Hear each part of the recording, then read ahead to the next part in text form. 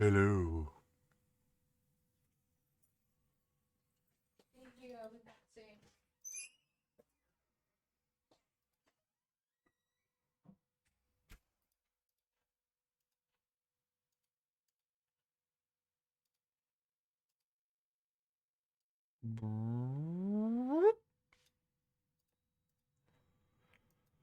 Okay, let's go.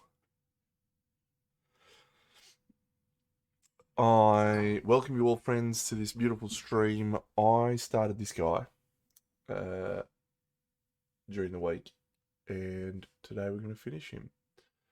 I'm sort of a bit perplexed how this happened, actually.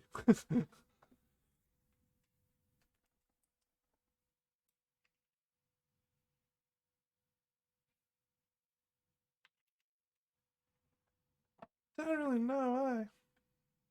Don't really know how I got to this juncture with this guy, but I did.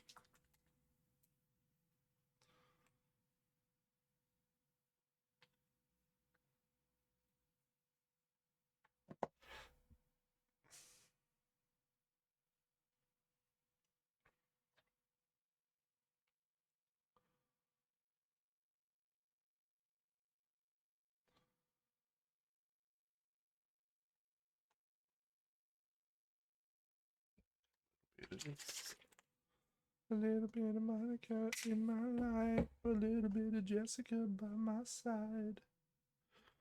A little bit of Rita's all I need.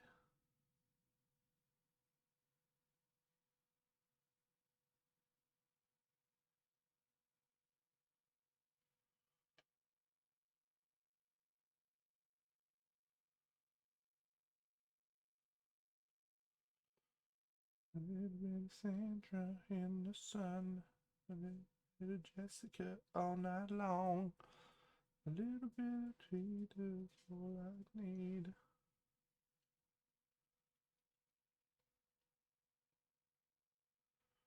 I'm too fall in love with a girl like you.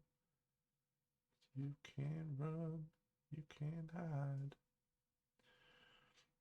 You and me are gonna touch the sky.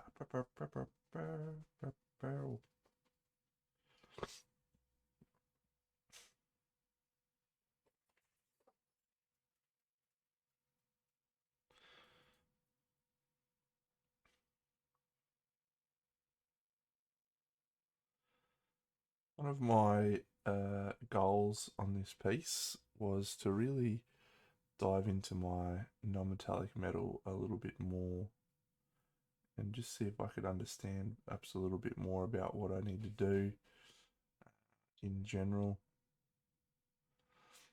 to get things right. And I think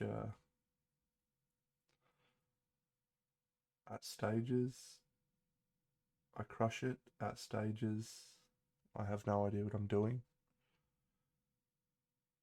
Trying to find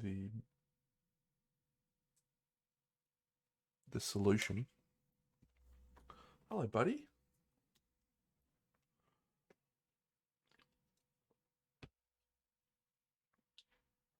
The answer for all the time, anyway.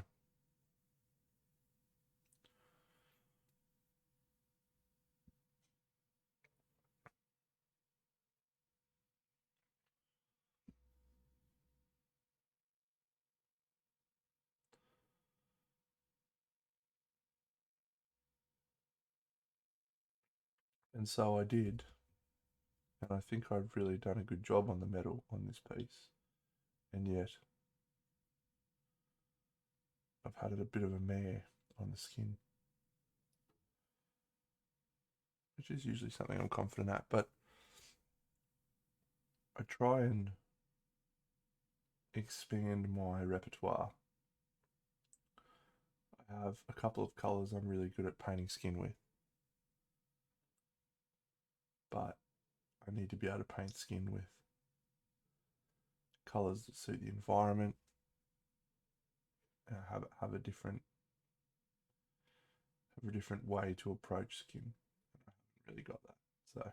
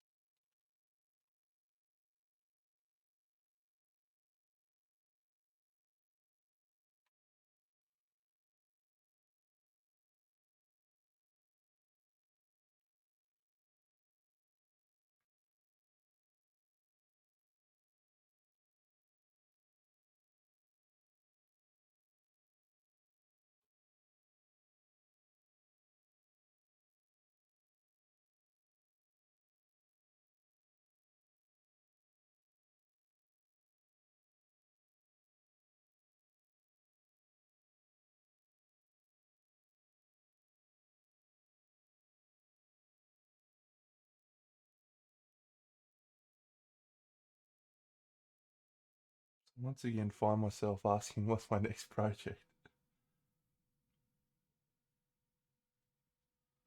It's kind of a weird one, really.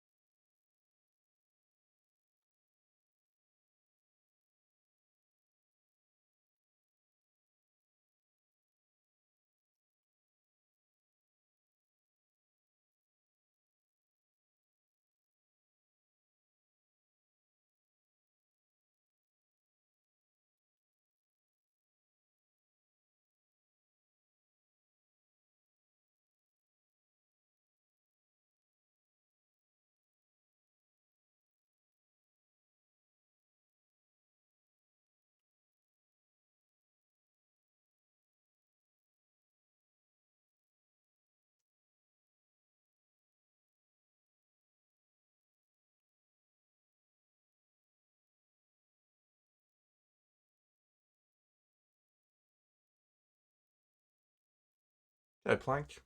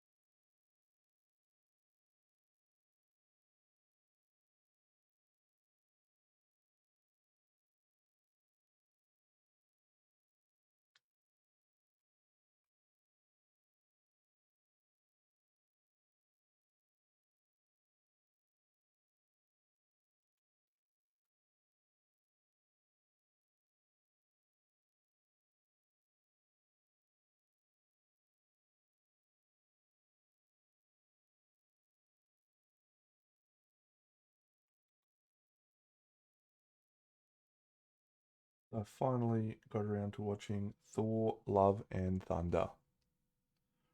Finally. Because it came out on Disney Plus this week. And it was pretty fine. That is all I can really say about it. It was pretty good. I didn't hate it. I didn't jump up for joy during the film.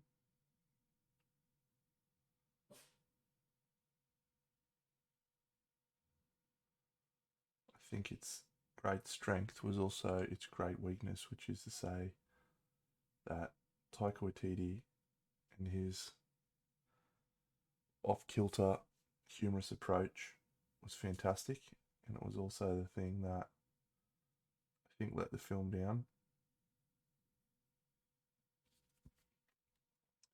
Didn't quite get the balance right for me. Too much humour. They've pitched Thor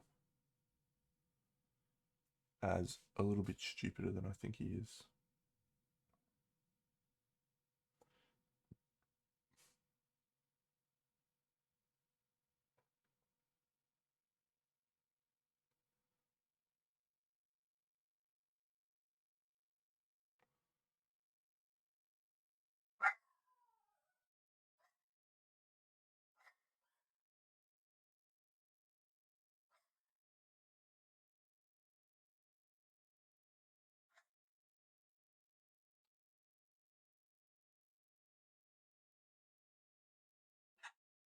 You right, buddy?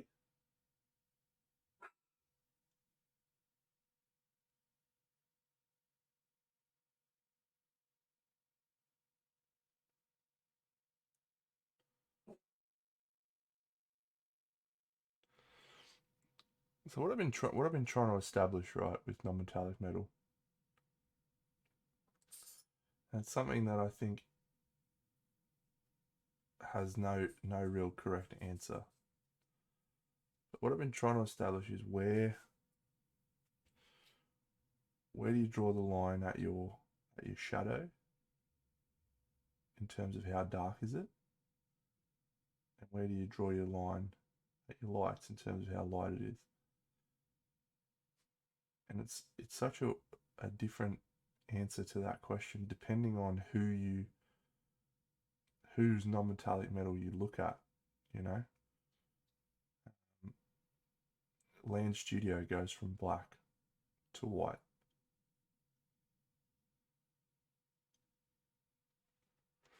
Okay, Critical Paint.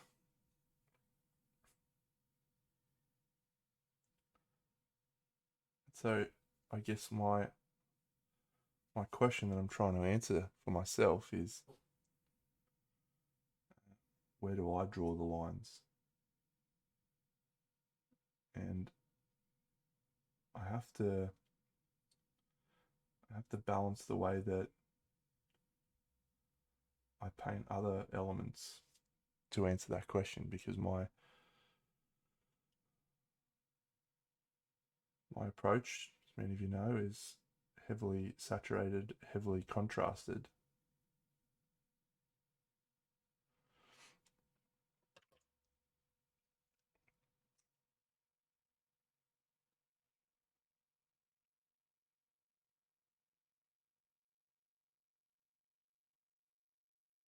So answering that question is not easy.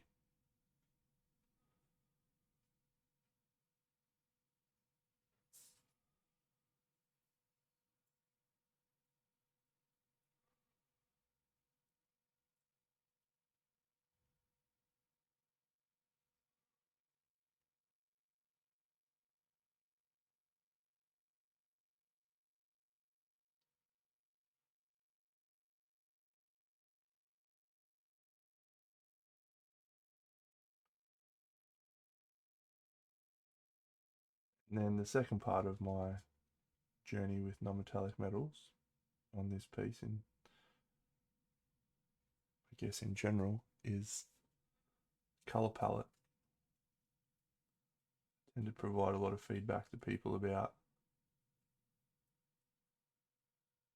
how much environmental colors impact things, and being able to have an eye for the environment and how the environment impacts the painting. one of the most crucial ways that you can reflect that, no pun intended, is with your color palette. Awesome. It's my very favorite way of painting. Is not having a specific color palette for things. You can't have an environmental approach to painting if you have the same colors that you whip out for your blacks, your grays, or in this example, your non-metallic metals. You need to be able to vary that up depending on the environment.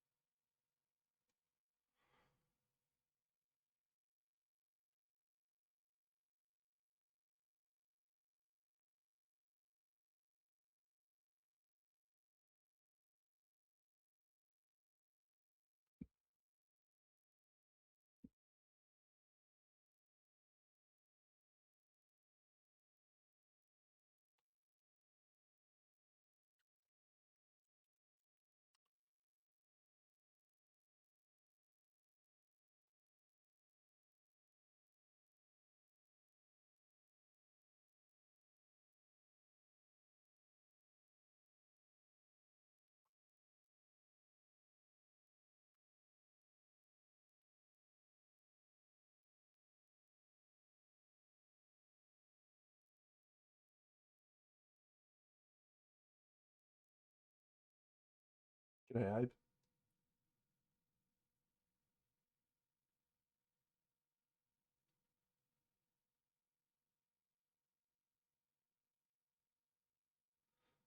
So we finally had some good news on Amitriel for the big project. She should, everything goes to plan, arrive tomorrow in the mail.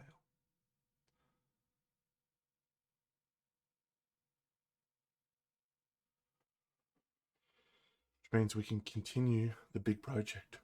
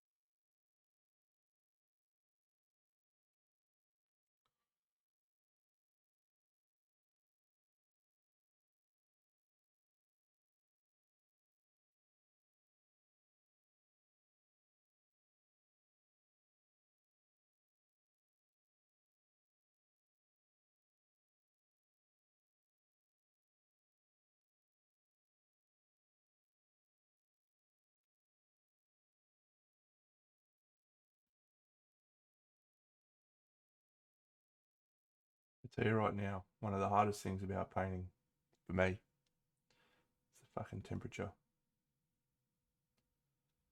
We've just gone through a lovely period of winter. Paint dries on your palette at a normal fucking time. The paint doesn't dry on the brush tip in like 4 seconds.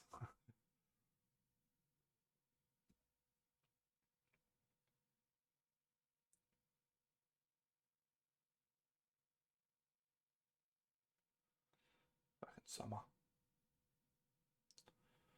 One summer, I'll find a way.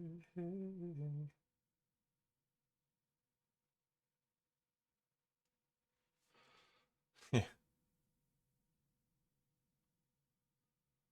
Toss that up a couple of times. It's the company I work for, the head office is in Victoria. So yeah, I've actually tossed moving up to Vic.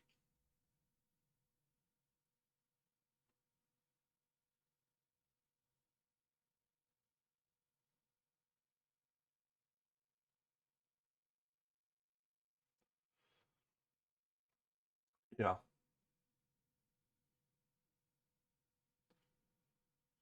Just hoping for no fucking bushfires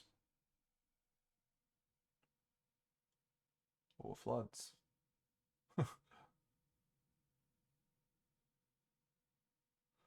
Or any natural disasters.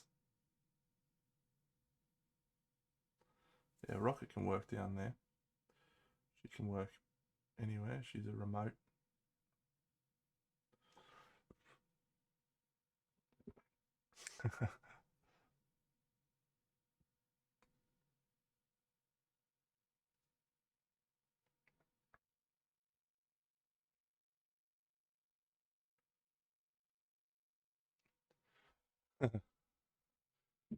What about this guy just out of nowhere, Bucks? Eh?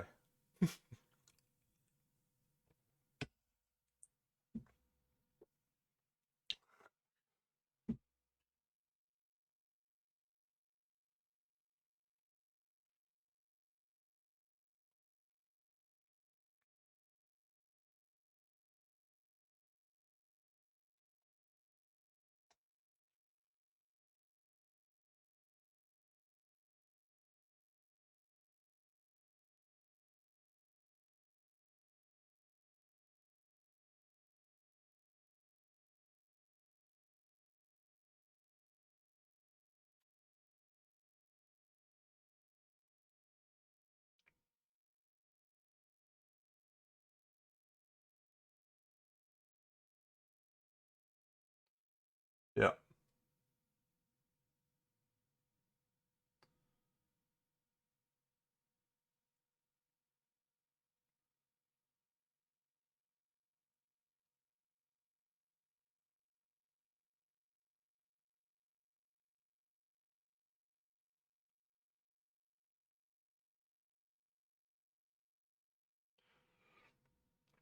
This is what I'm trying to figure out about non-metallic metal.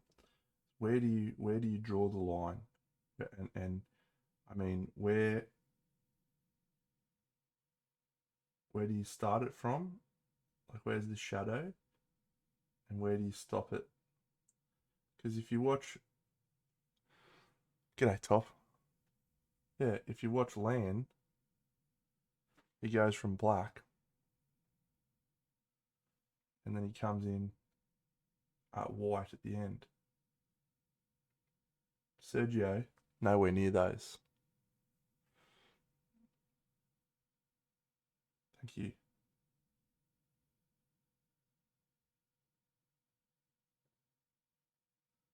Topless.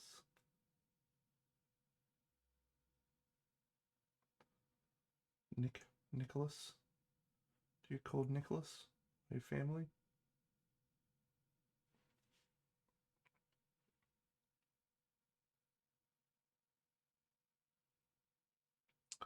This is the FER miniatures night guy.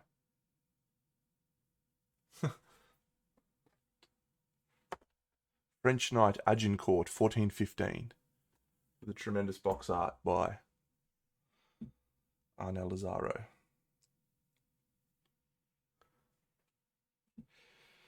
Marzipan, that's a very good question. And before I dish out some Patreons, I will provide a wonderful life lesson about the thing I like to call the skill ceiling and the knowledge ceiling.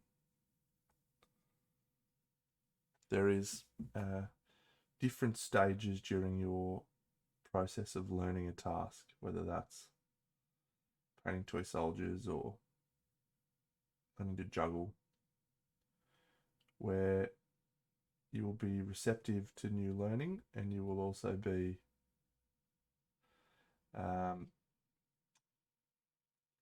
wasting your time with new learning. So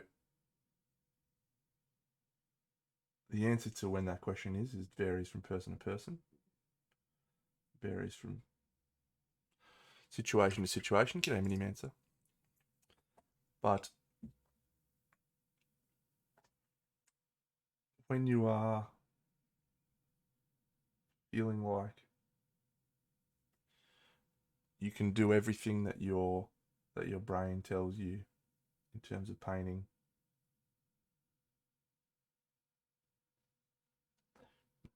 and you feel like you need to stretch your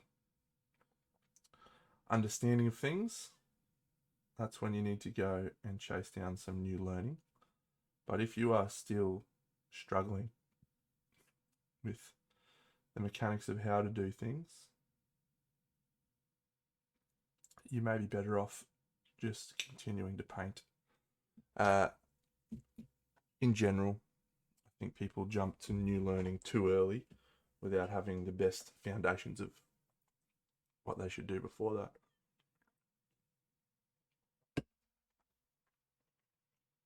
But anyway, my recommendations are Sergio Calvo Rubio, who is very much like me, or it's probably fair to say that I'm very much like Sergio. And the way that we paint, he uses a fair bit of airbrushing, and so on.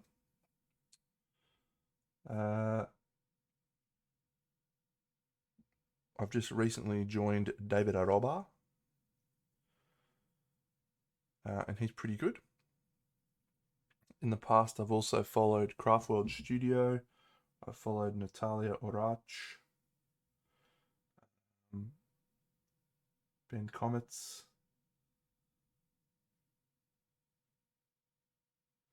Who else have I been on?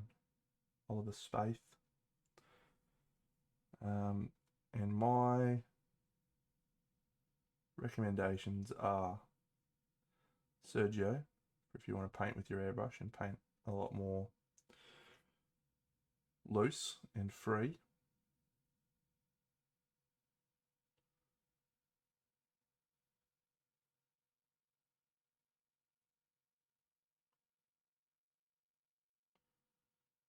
If you want to paint with great technical proficiency, Ben Comets. He uses a technique called loaded brush.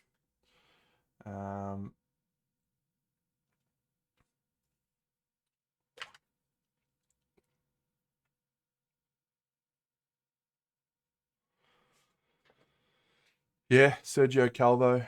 Angel Giraldez is doesn't have. Does he have a Patreon? I'm not sure if he has a Patreon. I think he just has YouTube. He might have YouTube membership. I'll throw out an unpopular opinion. I don't think Angel Giraldez is one that I often would recommend to new painters. He does a lot of tremendous things, and he makes it look very, very easy. But it's definitely not easy what he does. Yeah.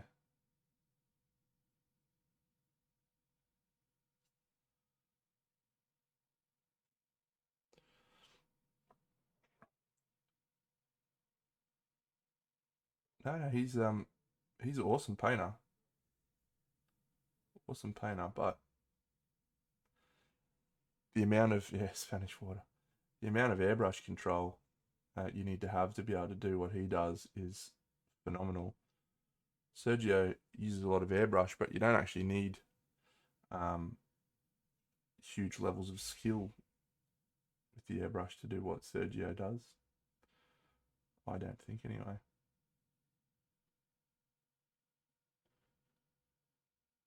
What do you think, Top?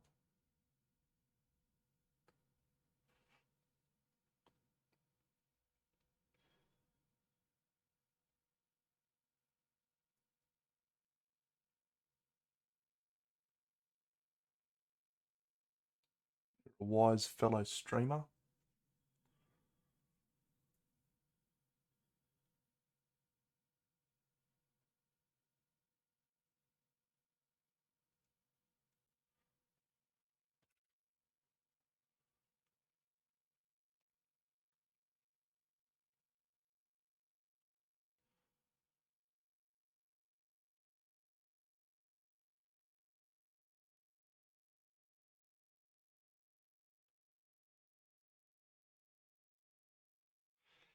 Yeah, David's it's pretty good.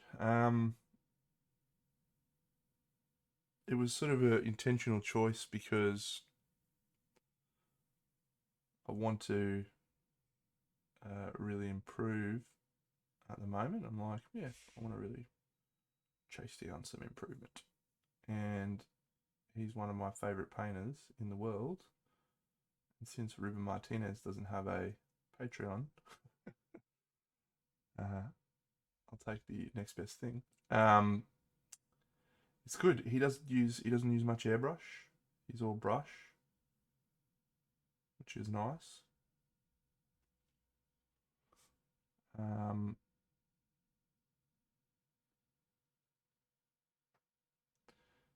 and what I'm really trying to understand at the moment is his color choices. You know why he chooses specific colors, because I think his technique is achievable, but it's the color choices that he has that I sit there going, the fuck? Why are you using that color?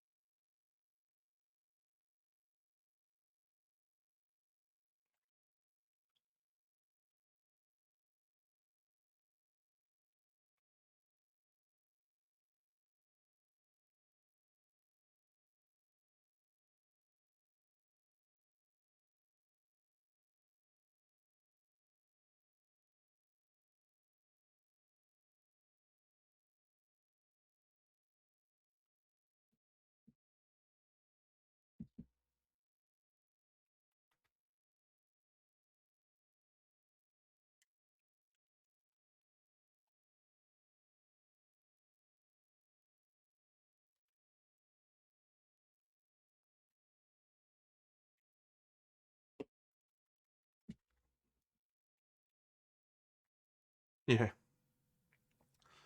Well, if you want to see some Masculine's videos, he did quite a few videos with Miniature Mentor, um, which are very enlightening.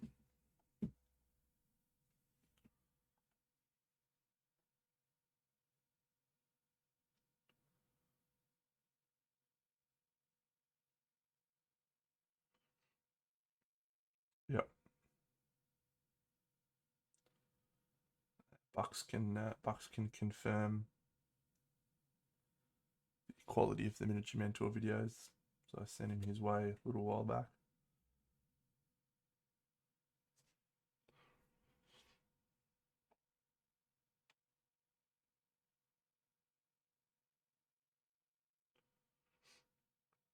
Terrible, terrible user interface, and the guy who interviews people is an absolute spud.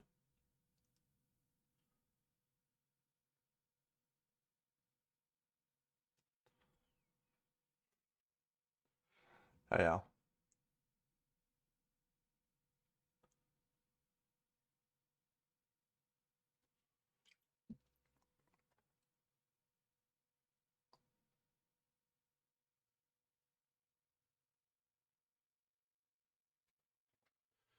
G'day Monument Slow Foos. The weekend is wonderful.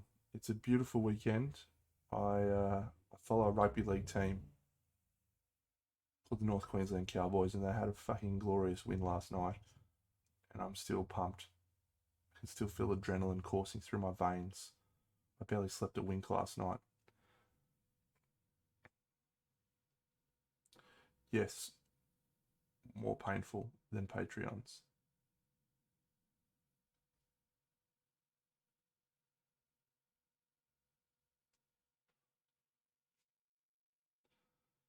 And yeah, it's just bad.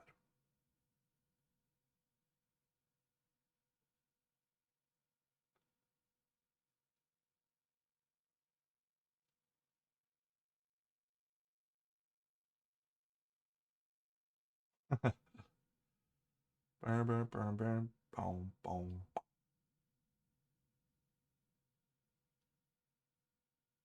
Cocaine.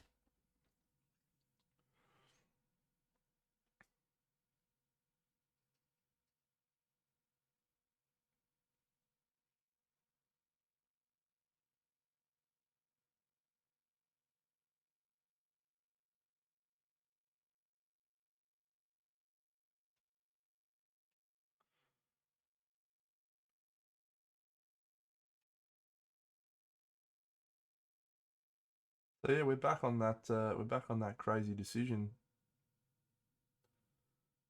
What do we do next? I mean, I'm confident that I'm going to do a little bit more assembly on the big project, and then we'll be into that. But maybe we have time for one more. I'm not sure. Maybe we don't.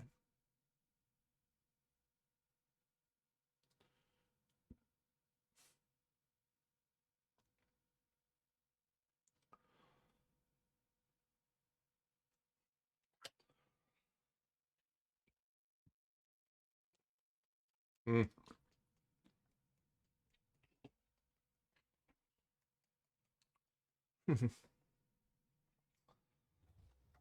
I do have the Halloween pin up.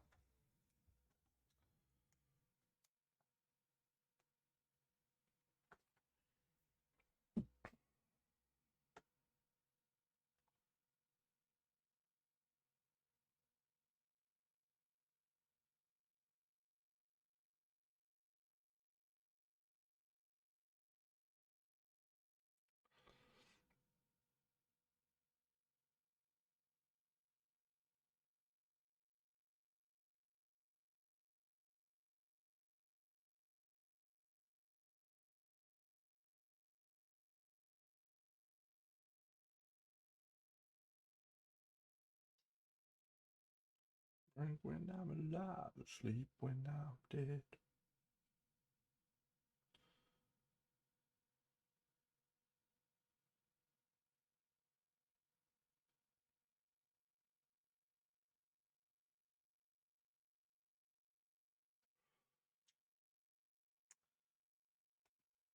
I'm not sure. I'm not sure what to do. What is GHMX? I am not really sure what that is. So at this stage, I guess no, but maybe it's something I'll do something for.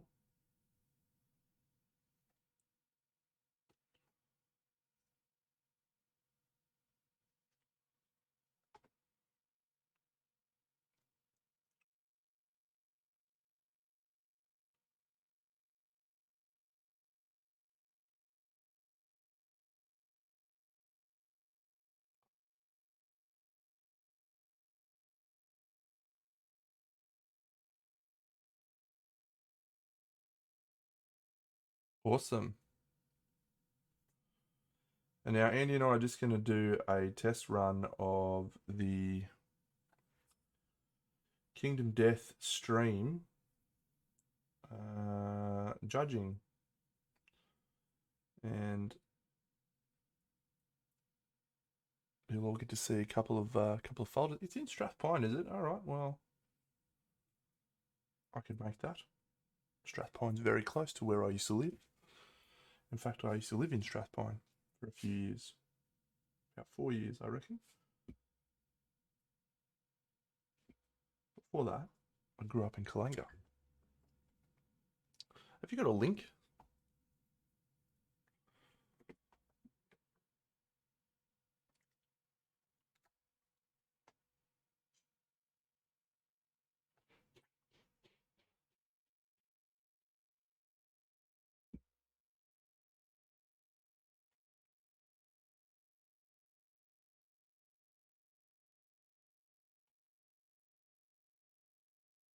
Beautiful.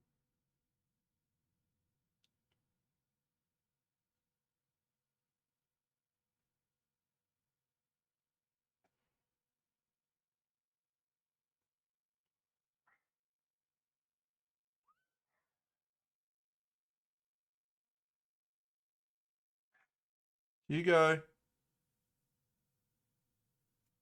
You're an idiot. Oh yeah, Birkdale. Nice. You're out near my mate Jim from Jim's Bases. He's in Birkdale. I'm going to see him on Tuesday night for Andrew and I to have a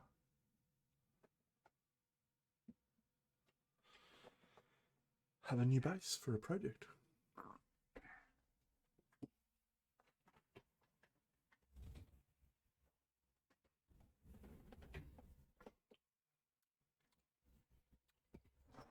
This link.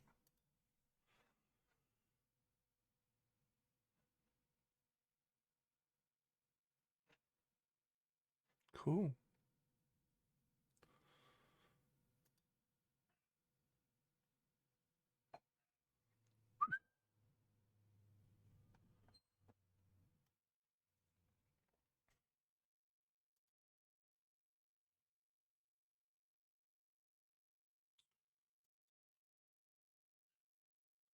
October 1st. Wow, that's like 3 weeks away.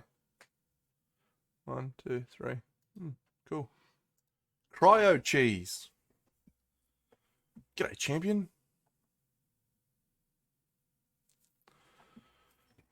Welcome. G'day, everyone.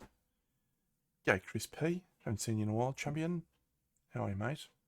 Spieler, what's going on? Rizit Soiree. Nalan TV, g'day. All of you new people, welcome. Yes, if you haven't seen any of my work before, I paint toy soldiers. That is all. Everyone that didn't just come in the raid, follow this guy. He's great. Thank you. I'm really happy you were able to raid me as well. I started this project yesterday, and I think we're probably going to finish it today. It's a little busto from FER Miniatures. Thanks, Froggy the Gamer Girl. And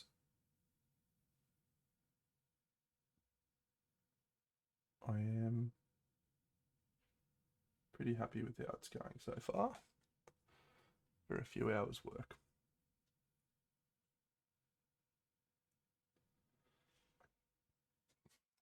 The element I am least happy with is actually his face.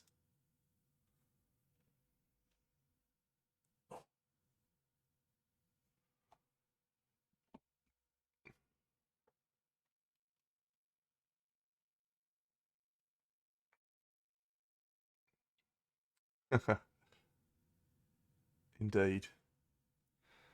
Indeed he is. Very smudge. It's a little cheeky Office reference there for anyone who's a fan of The Office.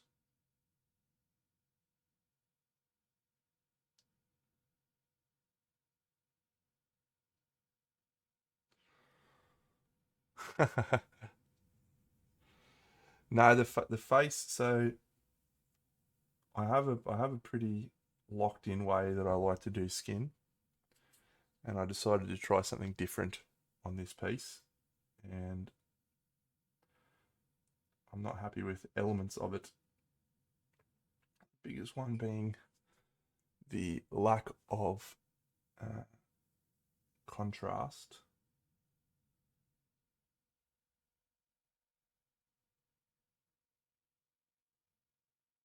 But it's okay.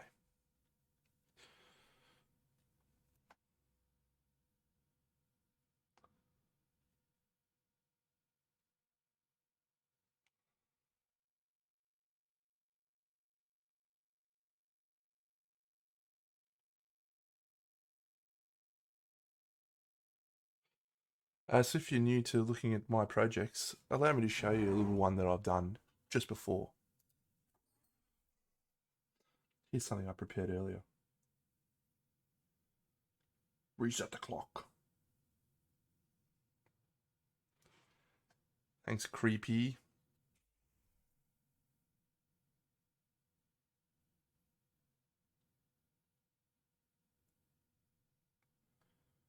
And as of tomorrow, we're about to start a new project of a similar scale to this one. It's not quite as big, not quite as ambitious. That one had 13 figures and was on a rotating round table and had a lot of scenery and so forth. This one that I'm working on as of tomorrow, not quite as many figures. I think we're at 1, 2, 3, 4, 5, 6, 7, 8, 9, 10.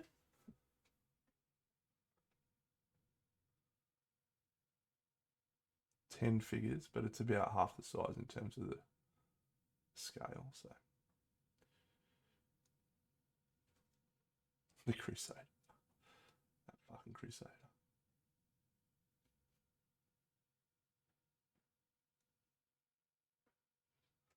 And here I'll show you another one. Actually, I don't know if I'll be able to get it out.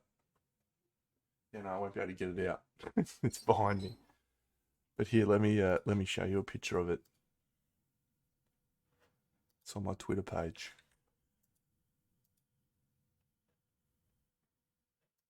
Boom. Boom.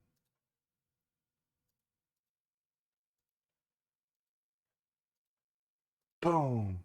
Yeah. It's another one I did. Yeah.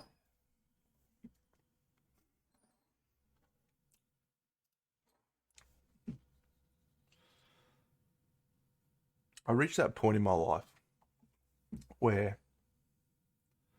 I finally figured out what I want to do with my hobby.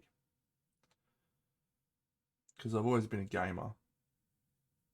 And I like to think of myself as a gamer. But little me used to go to hobby shops and things and just be absolutely blown away by dioramas and scenes. And now I have a chance to be able to make stuff that little me would go, wow, that's cool. And so that's what I want to do. So my hobby time is spent making cool dioramas. And I paint some models like this in between because it's a pretty hard slog doing a project of that size.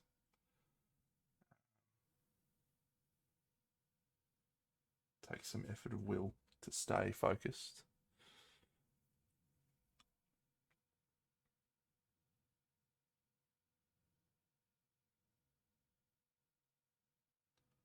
But yeah.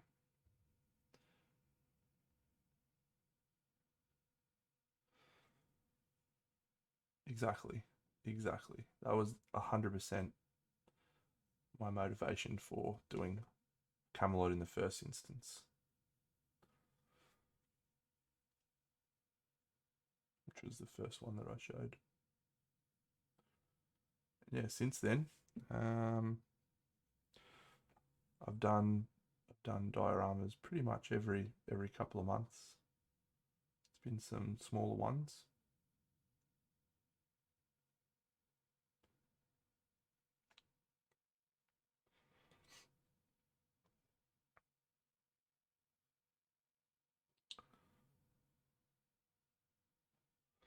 And this one I think I'm going to try and turn into a YouTube video as well.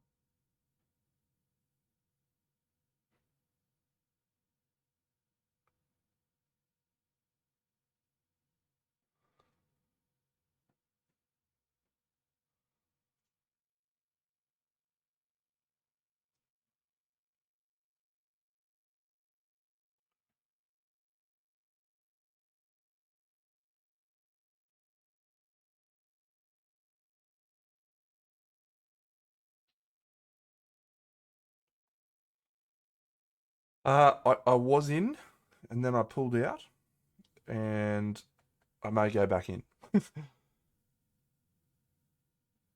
I like the idea of it. I'm not sure that the models are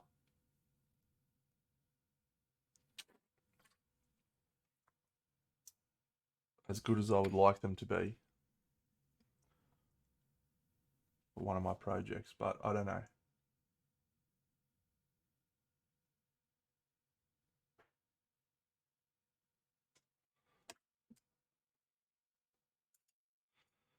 Yeah, I mean they're really cool, right?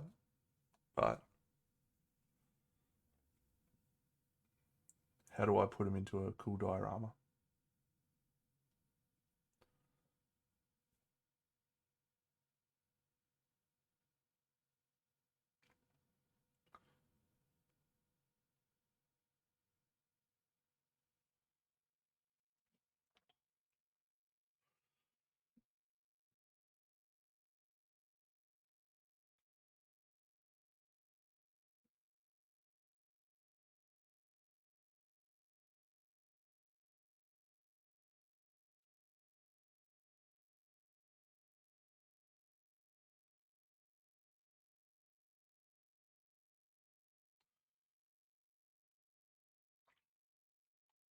What have you been working on? Share some pics in here when you're done.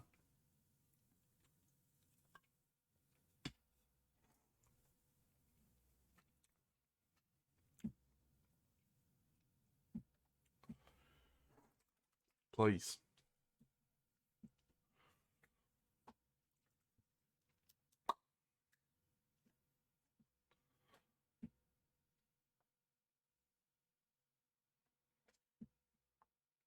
Ah, awesome. Jackpots. I do enjoy some Eldar.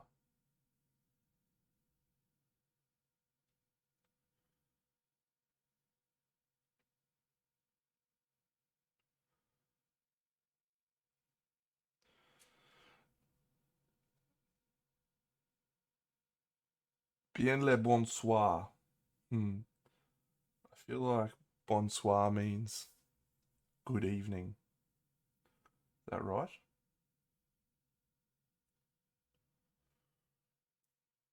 Oh, I didn't even know they made Custodes jet bikes. There you go. That shows you how out of touch I am.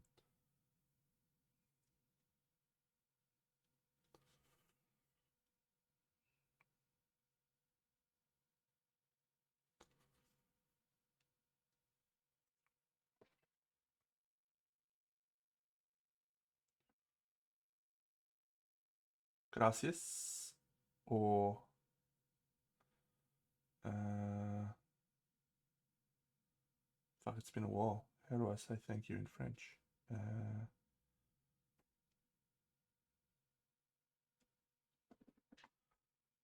okay, Gallowfire. You say merci beaucoup. Thank you.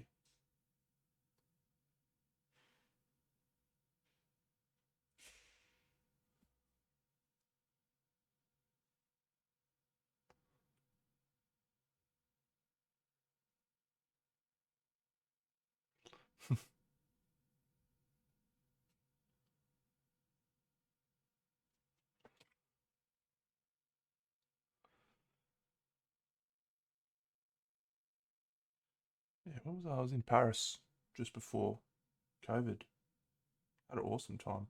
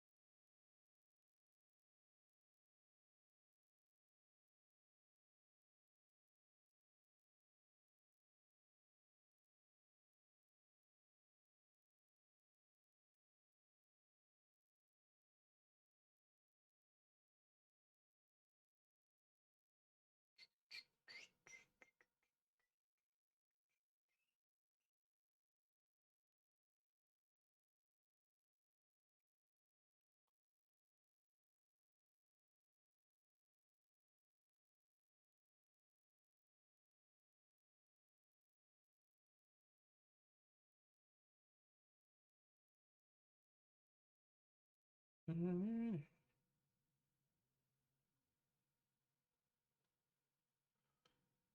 on the ground and your head on the cloud.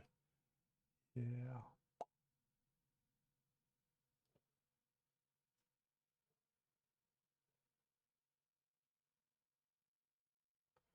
Where is my mind? Where is my mind?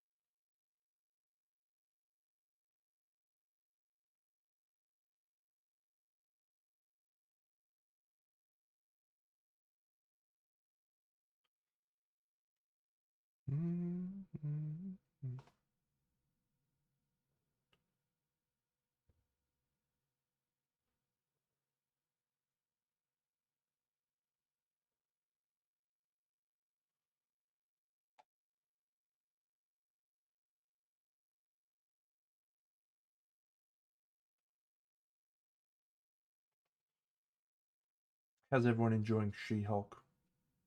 If anyone's watching it.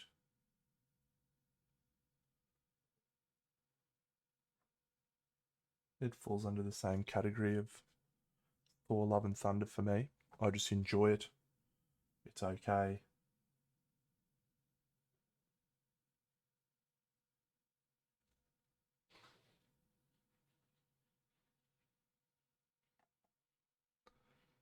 Correct. I did. Yes, I did see it just yesterday as well. No, it came out on Disney Plus, so I watched it on Disney Plus the day it came out.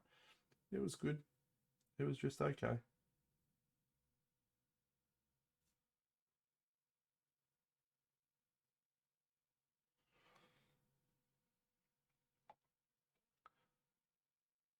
Yeah, yeah. I can see that. One Division was pretty different.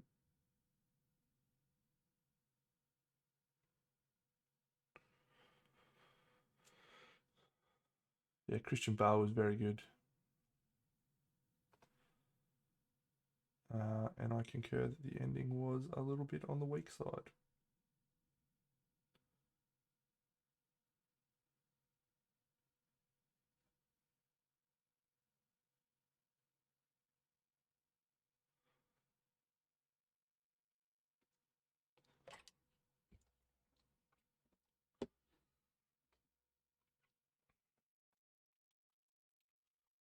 So there's a scene in She-Hulk at the end of She-Hulk, not this week's episode, the week before,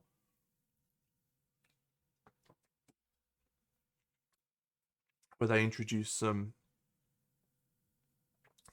characters from the comics that are not very well known. Um,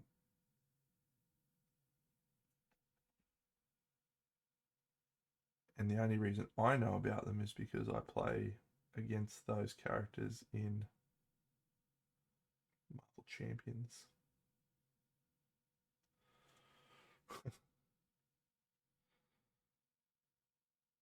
Thanks, Critical Paint. Go look after that potato, mate.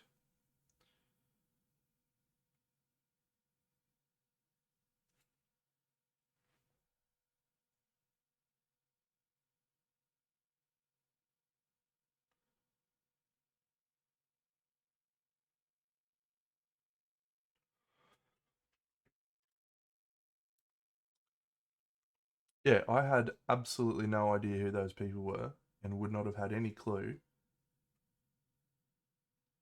except that I bought the Marvel Champions game and those are an available thing you can play against. Yeah, I absolutely agree. I think the shows have actually been more interesting to me than a lot of the more recent movies because they can do that longer format of storytelling. and yeah, they're really catching some interesting dynamics. I mean, I think Ms. Marvel was really good. Loki was unreal, although the last episode didn't quite land as well as the previous one. Episode 5 was fucking awesome.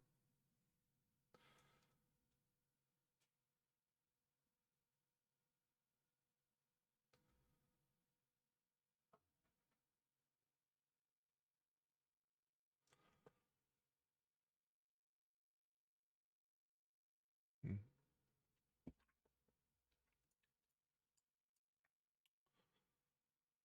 Yeah, WandaVision on rewatch has been probably the best one. Haha. Indy. Short round. That is short round, isn't it?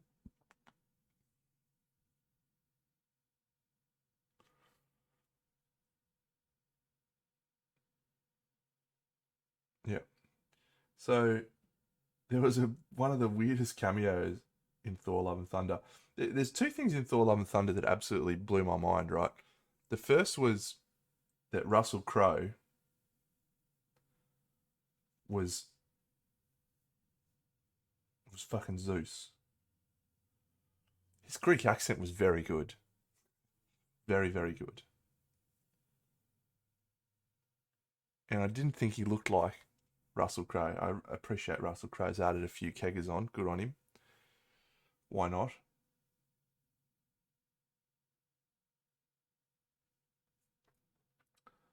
But there was a cameo at the end of the credits scene that absolutely I did not see coming. Did you see that cameo? uh,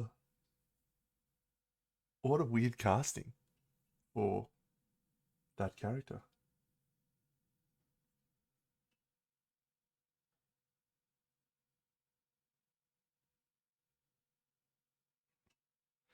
Hasn't Ted Lasso just opened some fucking doors?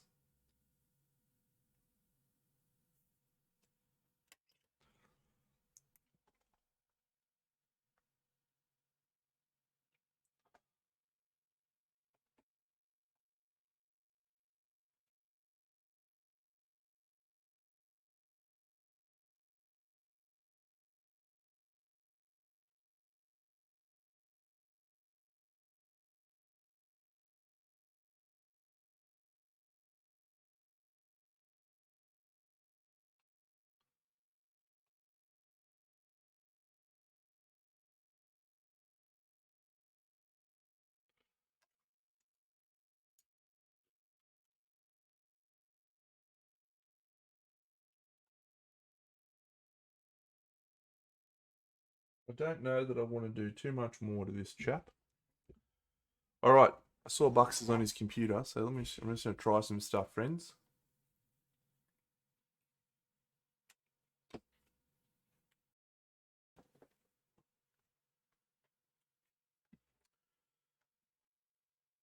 Yeah, it was just a bit too much, Tyker, wasn't it?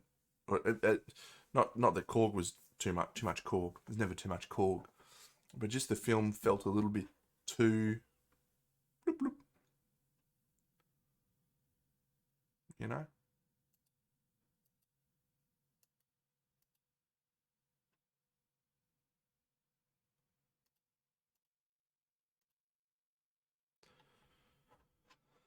Okay, so the first thing I need to do is add a window capture, and this will be the stream. This will be the pictures of entries part of the page, and yeah, it sure would. Love to be a Freak Wars. That'd be super cool. All right. So, what's the best way to do this?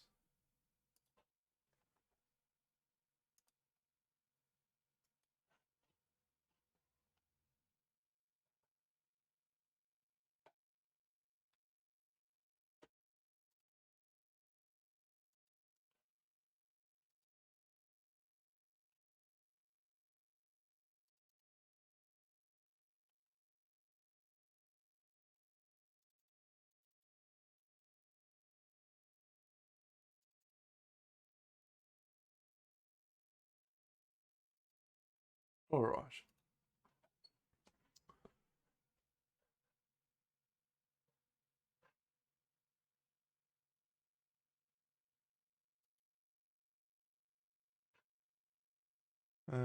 Buxy, Buxy, Buxy.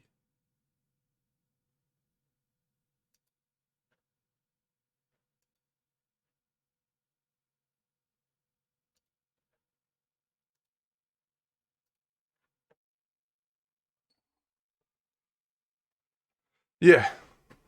Yeah, it had some good moments. Had some good moments. All right. So if I go into that, can I can zoom in. Okay, cool.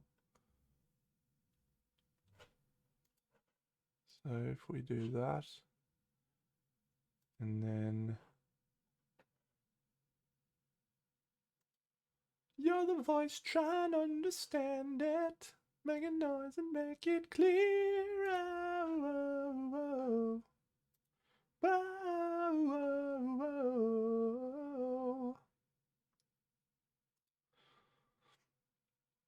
So then I'll do another window capture. I'll call this Red Av Base. And this one will actually be Discord.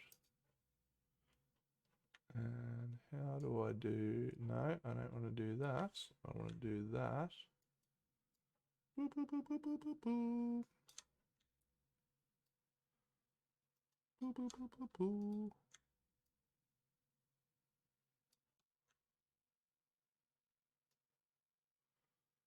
Now, can I add a mask to that?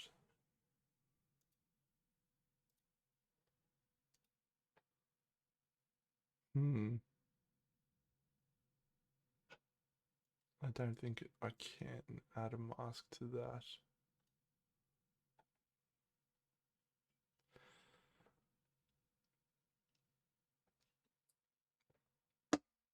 I'm just doing a trial, Rexy, just trying it out to see how it's going to work.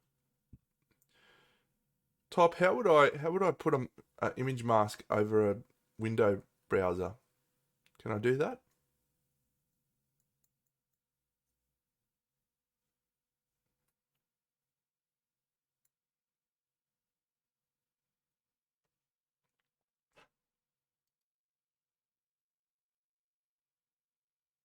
Yeah.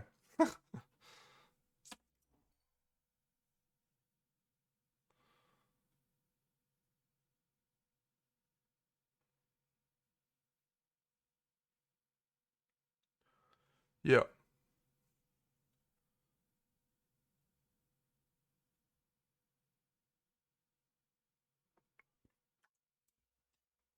Yeah, that's what I've done here.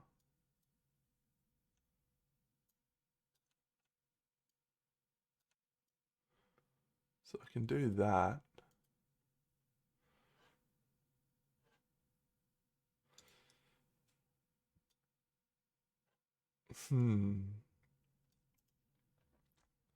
How do I...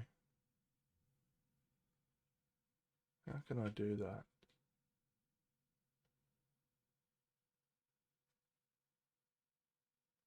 Because the image mask is not gonna be the right size.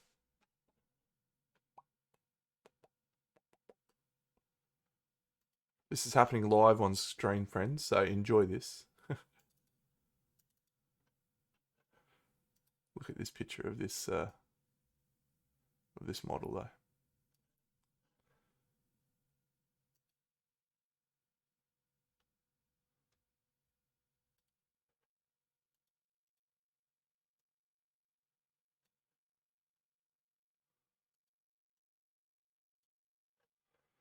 There's my face.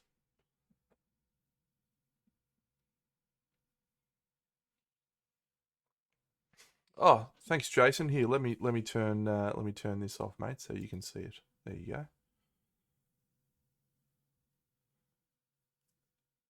It's probably finished. I don't think I'm gonna do too much more with it. Maybe I might play with some burgundy. I got that burgundy color box put some into the skin. Let's see how that goes. That'd be fun.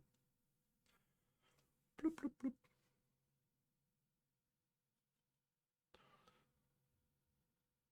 Ooh, very magenta.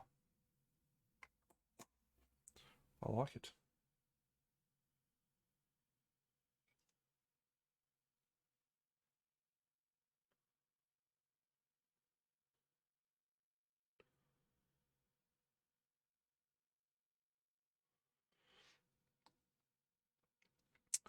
Uh,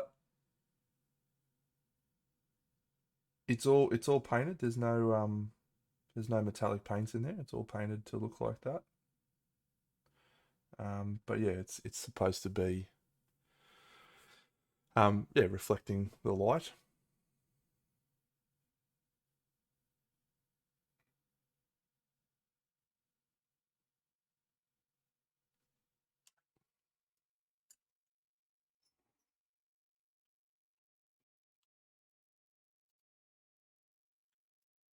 Are you in the Discord yet, Bucks? Go get in the thing so I can put your face on this and see how that works.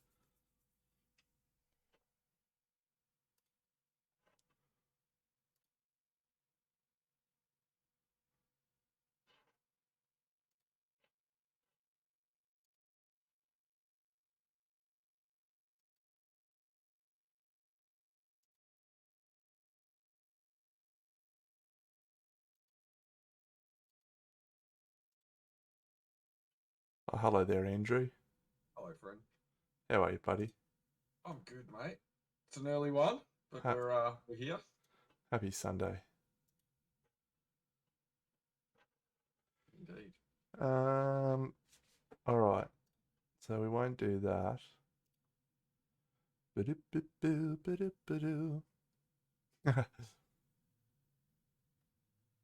Right click in your window. Yeah, so I know how to do that top, but the problem is that when I try and add a filter, here, let me try and do an image mask filter. Have I got one floating around? I'm sure I have one floating around. So, what's your game plan? Are you going to put me in a little ring like yourself? That's what I'm thinking about. Yeah. If I can do that. So I know how to do that. Let's try that. While you're doing that, Yeah. I've been prompted to share 15 months on this wonderful game. Oh, wonderful. What a time. What an experience. All right. I think the way to do it. The power couple of Australian painting.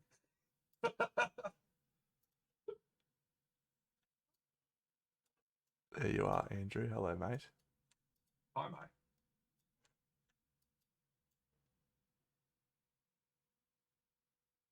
All right. I think I'm going to be able to do it, but it's just going to be a bit stupid.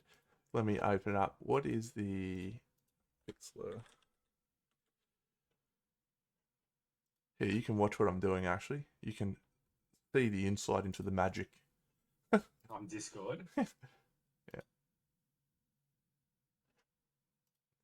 Here's some fun pictures that I've played around with before. I can't see it.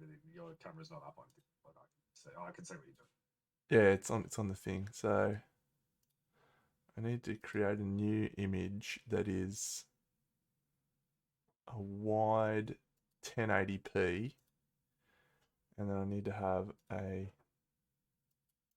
You just close the store up. Yeah, I know. I told him to get out of bed so I could do this with him. Yeah, it's early. It's early. It's not even 9 o'clock yet. He's struggling. Where's this fucking? Just give me a fucking paintbrush, you mugs.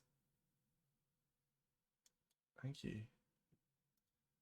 Just give me a hard line circle. 0% softness. Excellent. That's not big enough. I want 400. Excellent. All right. We'll just eyeball it and go there.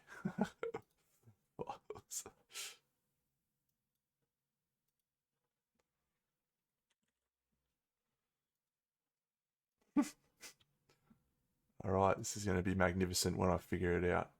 Okay. So now we go to bucks, we go filters, we go browse, we go mask. We turn it on. Oh, look at this! I'm a You fucking, done it? I'm a fucking I'll wizard. have a look. Do I need to censor myself or You might need. Hang on, you might just go the other way slightly. I'll wait be. this way? Yeah. This way. Hey, look at that. Look at that. All right, I'll just turn it. So, are you slightly off to the side there?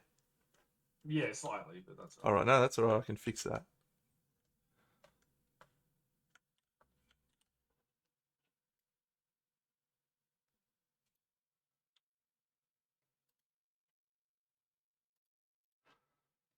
File, save, save as, mask, save. Yes, yes, yes. There we go. I've straightened you up. You can sit straighter now. Hey, look at that. right. Your beauty. Bucks is not full opacity. I see your point. Wonder why that is. I probably haven't done the mask at full black. No, I have.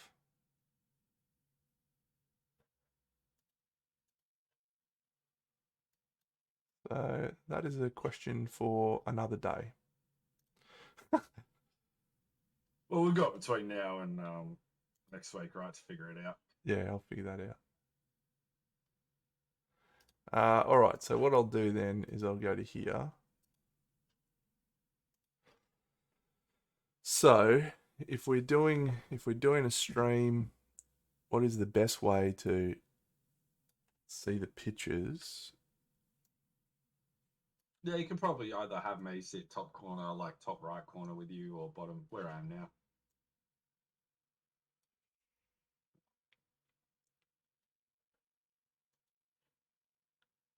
Yeah, that's fine. Yeah, that looks okay. So yeah, what I was contemplating doing is if I share my screen, then you'd be able to see the figure that I'm looking at live in real time. Mm-hmm. But yeah, then I'm not going to be able to.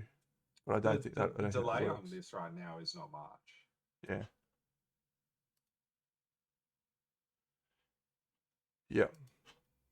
But I mean, if I go, okay, we're looking at model one, you could look at it on your computer, Yeah, true. and be assessing it. This one's in beginner. Oh, 2 entries. So are we just doing one category or? Yeah, so you and I will be doing beginner Yeah. together, and then Red Av and I will be doing intermediate and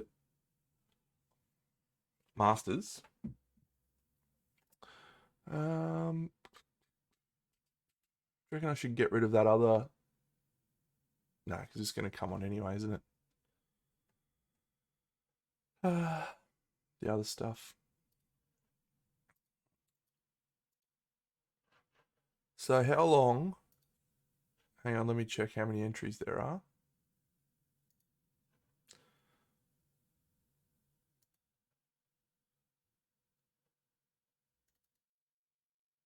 So in beginner, there is 31 entries. Mm-hmm. How long should we spend on each figure? 2 to 3 minutes. Mm. Pending, some will go over, some will be under. Nalan, this is the Kingdom Death Discord.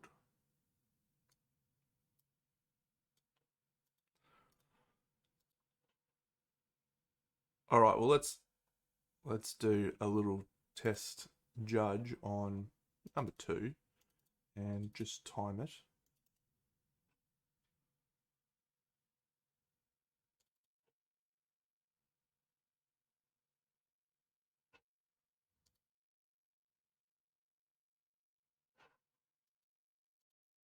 So how do we should we have like a Do we want to have a criteria, or do we yeah, yeah. do we want to play by how we would normally judge things, which would be based on our feel for things alone, or do we want to have a criteria? Yeah, that's the question. What do you reckon? I'm always of the opinion of feel over criteria, because I think if it's tick boxy, yeah, it doesn't quite. I think tick boxy doesn't really reward, like your feedback that you get from tick boxy is not really that rewarding. It's like, well, you did this, you did that, Yeah. tick X for this, tick X for that. So, whereas I guess by feel would, it might be harsher criticisms at times, but there's more room for bigger wins for our beginner payments. What do you think? Yeah, I agree. Hey, Top, is there a Discord logo for the Discord channel for Kingdom Death? So my approach would normally be, let's go, hello, here are the positives on this figure, here are the areas for improvement. Do we put it into the medal category? Like as in the medal conversation. So to answer that, we probably need to do some preemptive judging and have a Yeah, we'll probably shortlist it, right? yeah. So we'll shortlist in advance. Let's just pick one at random. Although we're not gonna necessarily work on a criteria, this is Kingdom Death, so we probably need to factor in a couple of things that Kingdom Death's really well known for. Yeah. Atmosphere being one of them, right? Yeah. This is cool. Right. Someone's used glow in the dark fluorescent pigments. My alarm's going off. Give me 1 second. You're right, mate. Just a minute.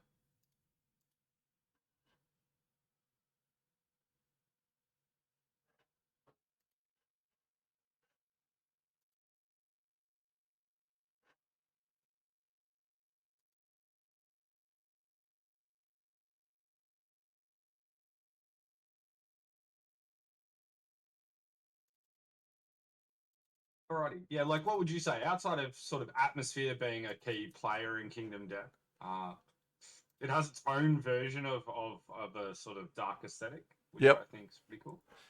Do we incorporate photography into the judging? Yeah, we have to, because if you paint a good model but you give us a subpar or average photo, we can't really do much with that. Yep. So it's only going to hurt you. Photography will only hurt you if you've painted something really well and present it poorly, right? If you've painted something, not to your best standard, or it probably doesn't quite hit the mark, but you've got a wonderful photo, it's not going to adjust your standings in the podium positions, is it? No. I might just put a little Big Dano Paints logo down the bottom so everyone knows how fucking awesome I am. Image.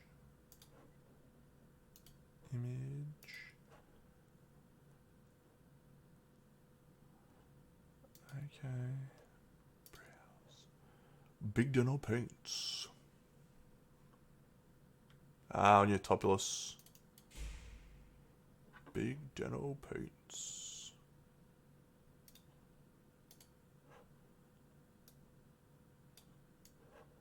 Put that down here. I feel like that logo needs a refresh, pal. Just gonna say it to match your newer aesthetic. Yeah, fair enough. Fair cop. Fair enough.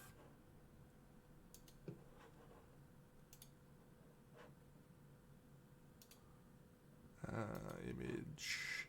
Okay.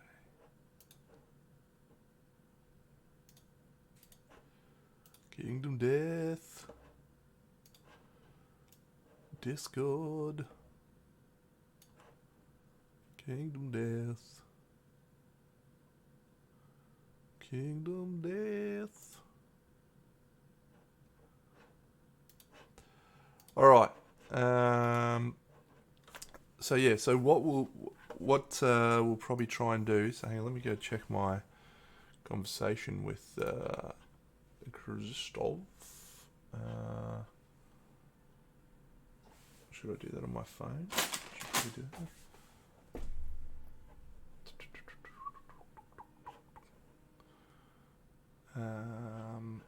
What I'll do is I'll just stop doing lock, and I'll turn that off, and then I'll just go and read. So I'm just going to see what time we said we were going to do it. So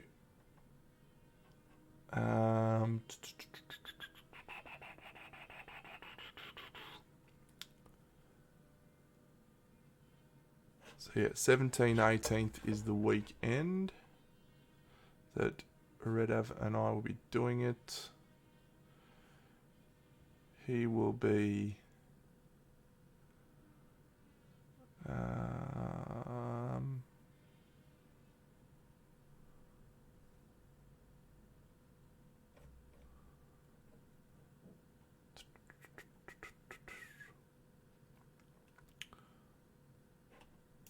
that's right, it was in fucking Messenger.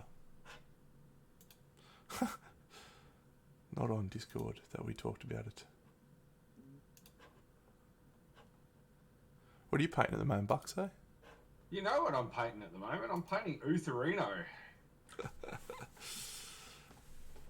How's it going? I'm not far out. I can give you I haven't sent an update of where it's at the moment. Send you over an image.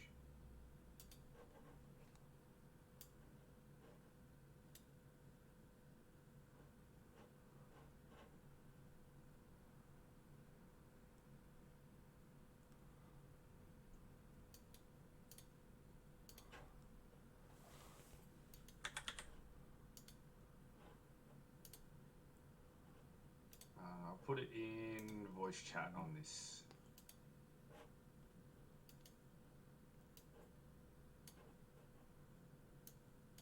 I took a day or two off from it to finish this that Contempted Dreadnought that I put up last night. Yep. Functional, mate. Functional.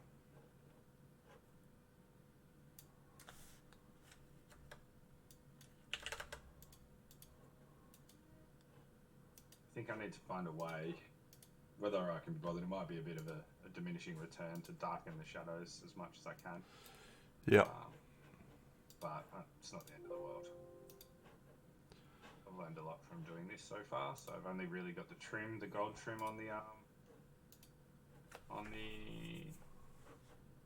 right arm and the sword cloak to do. Probably a day's work. I think we're looking at it on the screen now. Cool. Yeah. There we go. Very nice, very nice.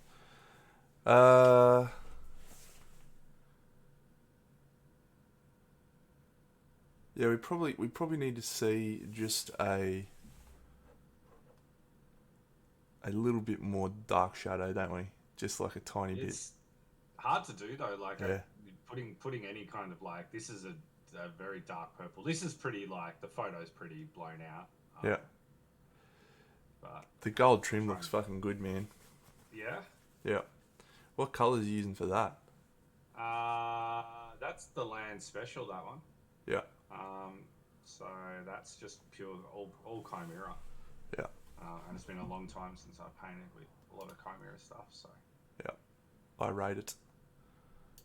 Very highly. Is it reading? I was a bit worried that it's reading in some parts and not in others. Yeah, no, it is reading. It's reading very nice. I still think his face is probably the best part of this, but it's the first time tackling a high reflective silver suit, so I've probably seen it too many times now, so I hate it. But you hate it? Yeah, but that's the nature of the beast, right? Like, whenever you're pushing to challenge yourself on something. Walk away for a few days, mate. Yeah, That's the key. that's what I did. I'm happy to come back and finish it now. I'm excited for what's next. I think I've learned a fair bit on this. So,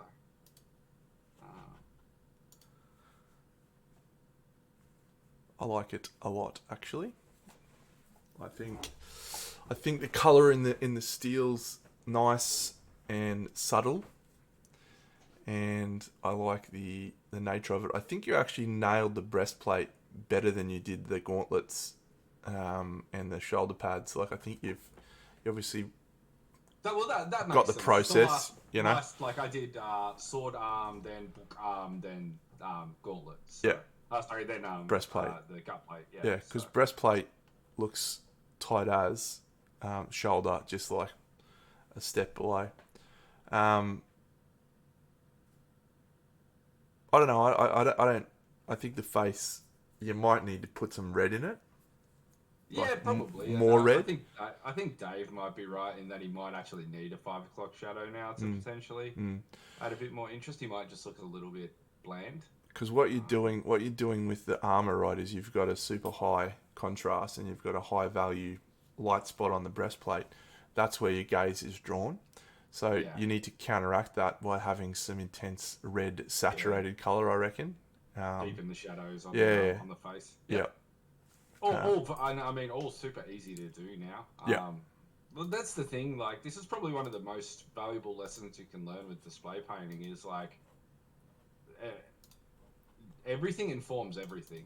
Yeah. And so you can't make a final decision until sort of everything's in its place, and you go, okay, there's going to need some value adjustment there, and that's one of those really valuable tools that I think I picked up along the way from all you guys. Yeah, white stubble could work, but it's tricky to get it to look right. Very tricky. Yeah, it's very, very hard to do white stubble. I'm a big fan of using greens for stubble. I think it comes out really natural and really nice over greys. Face. I'm just going to turn this off.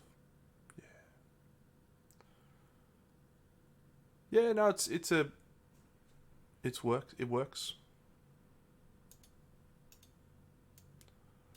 I'm just going to turn this off. Boom. So what are your thoughts on this guy, buddy?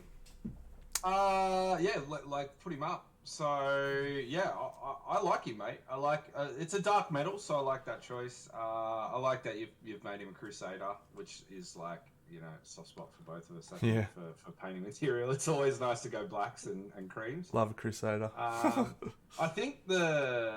thought that maybe the sheen on his chest plate could have been broader. Yeah, outside of that, pretty nice. I tend to the agree. face is more of a comic book style face, I think, personally, and it sort of maybe matches up with who you've been. I fucking 48 hours? did such a shit job on the face, man. Like I was I finished painting the face, and I was like, oh, there's bits of it that I like, but the whole overall outcome was so different to what I wanted it to be. So different. Yeah, it's actually quite different to the way you paint faces. It's in general bizarrely different. So can I just say, I think it might be that you have too much contrast. Like the dark lines might be too dark, and that's what's leading it to quite a comic book character-y sort of look. I have no idea why I did it the way that I did it, but well, I mean, like you said earlier, like you're in an inspired period of painting, and you're wanting to push and grow. So these things are going to happen, which is awesome. I think like the stuff that I really like. I always like the way you do your placements for like your freehand stuff. I think that's really nice. Like, the gold is sound and reading well. No, the gold sucks, but that's okay. I need to follow your gold recipe, mate. That's what I need to do. Well, it's not mine; it's Lance. I need to follow Lean's gold recipe, painted by you. Yeah. It's easy enough to do. It's a lot of yellow. Hey, Conrad. A lot of the Chimera cold yellow and Chimera warm yellow, actually.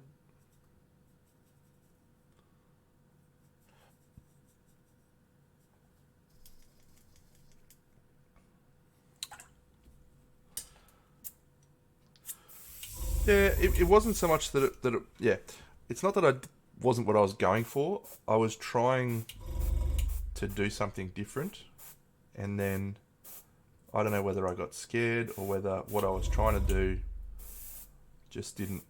I didn't do it well, didn't execute it, but yeah, it's just not a very good attempt. What, the gold? Is that what we're talking about, or just? Well, just in general, probably more than anything Okay. else. Jason, please feel free to ask any questions at any time, mate. We're a very open stream.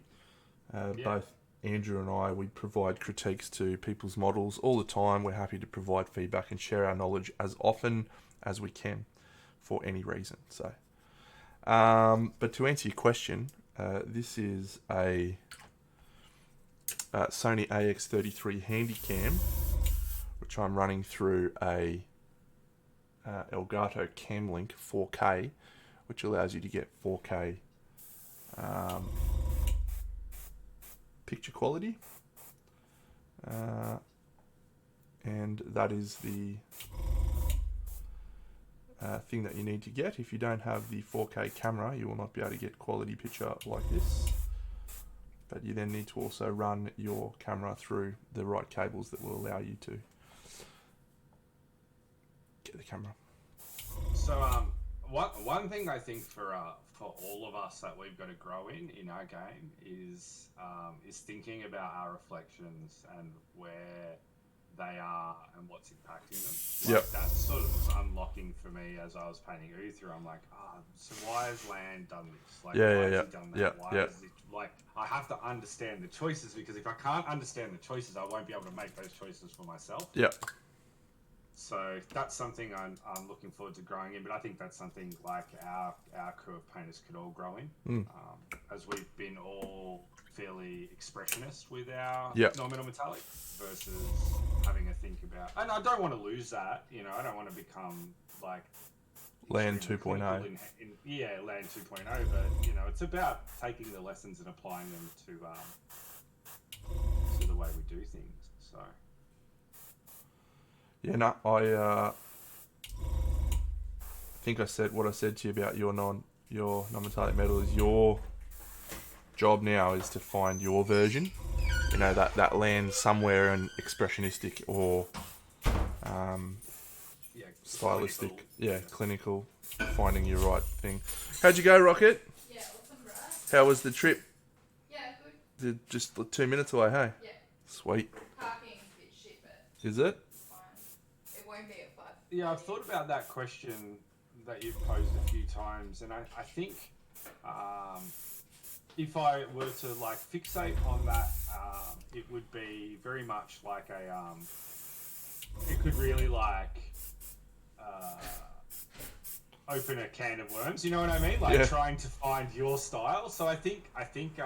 Yeah, you'd get lost in the sauce on that real quick, wouldn't you? yeah, I would. So I like to lean into it. I think it will present itself naturally. I think I'm starting to see it happen anyway, if that makes sense. Yeah.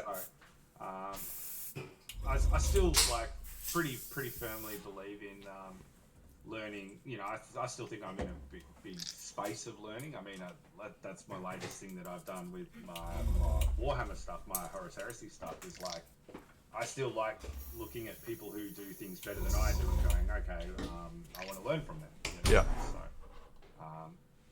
it was nice to wake up today and have Andy throw us a follow. Hey, Wardle. Yeah. Yo! Yeah, after doing, hey Jared, after doing The Dreadnought. The Dreadnought, so. Yo! Hey, Jared. Yeah, that'll get you on Cult of Pain, I reckon, on their fucking review. Yeah, for sure. I was really happy with it, and I used that as a side chick, really, to Uther. Yeah. And it ended up, You see your side chick one too many times, you start convincing yourself maybe it's the main chick. So I had to finish it, put it down, and get onto it. So. No, Bucks doesn't stream. Bucks joins me here on the channel. We might have to change the channel name from Big Dano Paints to Big Dano and Bucks, the Saturation Generation podcast.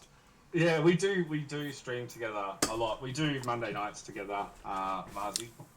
And I much prefer to come on here with Trent than do something for myself.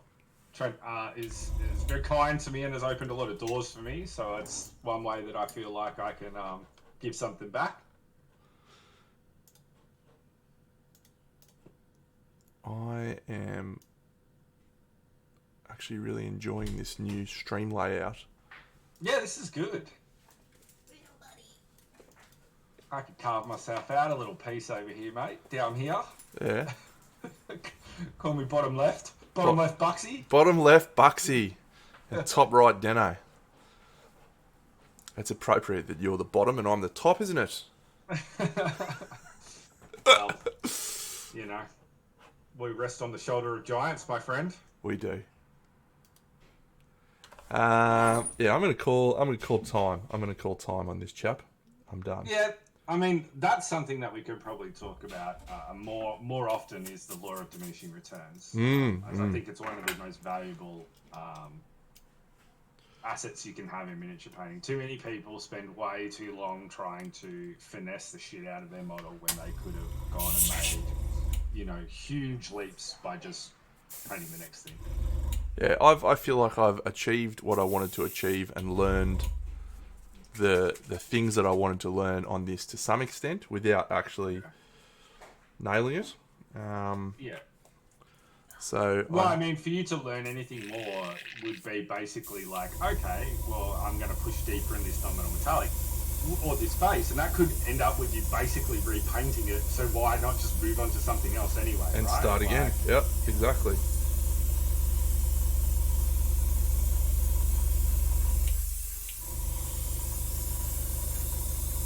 Oh, you've made me want this model. Like, oh, it's awesome, hey? How fucking awesome it is. The nominal metallic, like the actual elements, the nominal metallic. Yeah. It's the high neck, like the high gorget. Indeed. Is always a lovely. Did you paint the head in there or? No. Had it out, painted it out. Yeah, nice. Yeah. Which I'd 10 out of 10 recommend. There's actually a helmeted version of the head. Yeah, there is the one that Arnold did. Yeah. I don't like it as much. Because I think the guys. Because it's the first one that's like literally just the face port and that's it. I like that because I think that's cool. But yeah. I think the helmeted head's probably a better head. Yeah.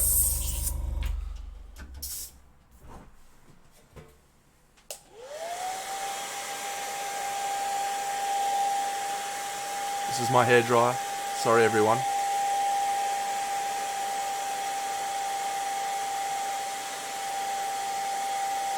Yeah, it's fine. It's a fine, adequate paint job that I am not unhappy with. But no, it's one in the process, right? Like you've done 2 nominal metallic pieces right now. Which one do you like more? Let's go get the other one. I'll answer that question. Yeah, I notice you liked that name enough. To, it's everywhere.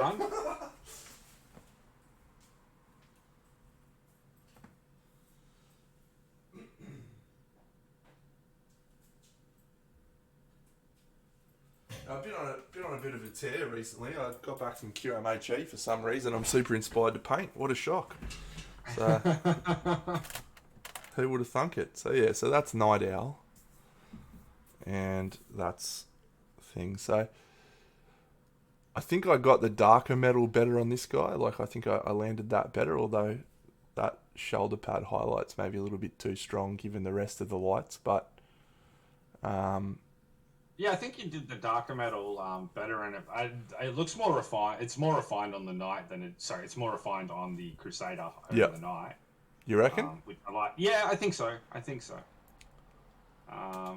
you smoothed out a lot of the stuff on the Night with some airbrushing, but I think the Crusader's just better for me personally. Turn the thingy up. Boop, boop, boop. Yeah, QMHE was real good for motivation. Yeah. All come back pretty excited to be painting. It looks like it's trickled into some of our other wonderful friends too. It's nice to see Dave. Dave's most recent piece. What did you think? Loved it. Let's bring it up, Loved it. actually. Well, while we're talking Spira, so I don't think I showed the finished version of that on stream at all, but yeah. Yeah. His mercenary goblin. His mercenary goblin. This guy's pretty cool. Happy with him. And now this guy. Yeah. That's been a good little experience, actually, because I was able to really focus on the two elements. That's Hunter Orc from Spira Mirabilis. Spira Mirabilis, however you'd like Spira to say it. Mirabilis. Yeah, so it's unavailable from the manufacturer now, as it's a 2-day pre-order period, and this is the last one that he did. There's already a new one out, but you may be able to find some floating around if you really enjoy it. Indeed. Did I sign this already? I did. Yes, good. Yeah, I'm going to bring up DC's model. Yeah, it was awesome. He drove me chumpo. along the ride for this model. I got to sort of see it at every step of the way, and it was awesome to watch the sort of process that he goes through. I actually had a really lovely chat with him earlier in the week, and sort of just felt like I needed to say that I felt something had changed within him since Crimson Brush. He's embracing these other paths in miniature painting. I don't know if you're noticing. I think you are as well, and I'm loving what he's doing. He's it's not like he's getting looser in any way, but it seems that he's exploring. So methods. I've given Dave a lot of feedback over the years, and probably the thing that I think stands out for me on his work is that he has this sterile finish to some of his models, and the last few pieces he's broken through that barrier for me. He's still got his level of softness and smoothness, but he's added that character and that the ability for it to not be sterile, like and he's done that through more expressionistic brush strokes in certain areas where it is relevant and where it is appropriate, and more nuance of color that he wouldn't ever step out of his comfort zone colors. And now you look at the last two figures, his medals, these are the best steals he's done by a country mile. Well, and this is part 2 of his steal from his Vampire Knight. That was a Crimson Brush. Yep. He was incredibly kind. When I asked him what had changed, he said it was Crimson Brush, and I said, "What exactly had changed you at Crimson Brush?" And he said it was the ability to see yours and Trent's stuff in the hand, and that was incredibly flattering from Dave, because I don't think that I don't see it. You know what I mean? Yeah. But he clearly, I don't know what's changed, but I love the change, because I think he's morphing into the next version of himself. Yeah. And it's awesome to be along the ride with him for that. I've said to Dave before, and I've said it to him many times in this stream, he's dead set world class, right? Like he could go without a doubt. He could go to Monty and whatever, but there's another level that you need to find to go from medal winning painter to best of show winning painter, and I think this step is the step that gets him into that sort of contention of you could win a best in show, you could win a best in fantasy with a piece like this, because you're hitting so many different elements, that you're showing so many different skill sets, right? Like, mate, Dave can do smoothness with the best of them, and always has been able to. But to something add, I said to him was, you've earned your right to paint things to different levels now, Dave.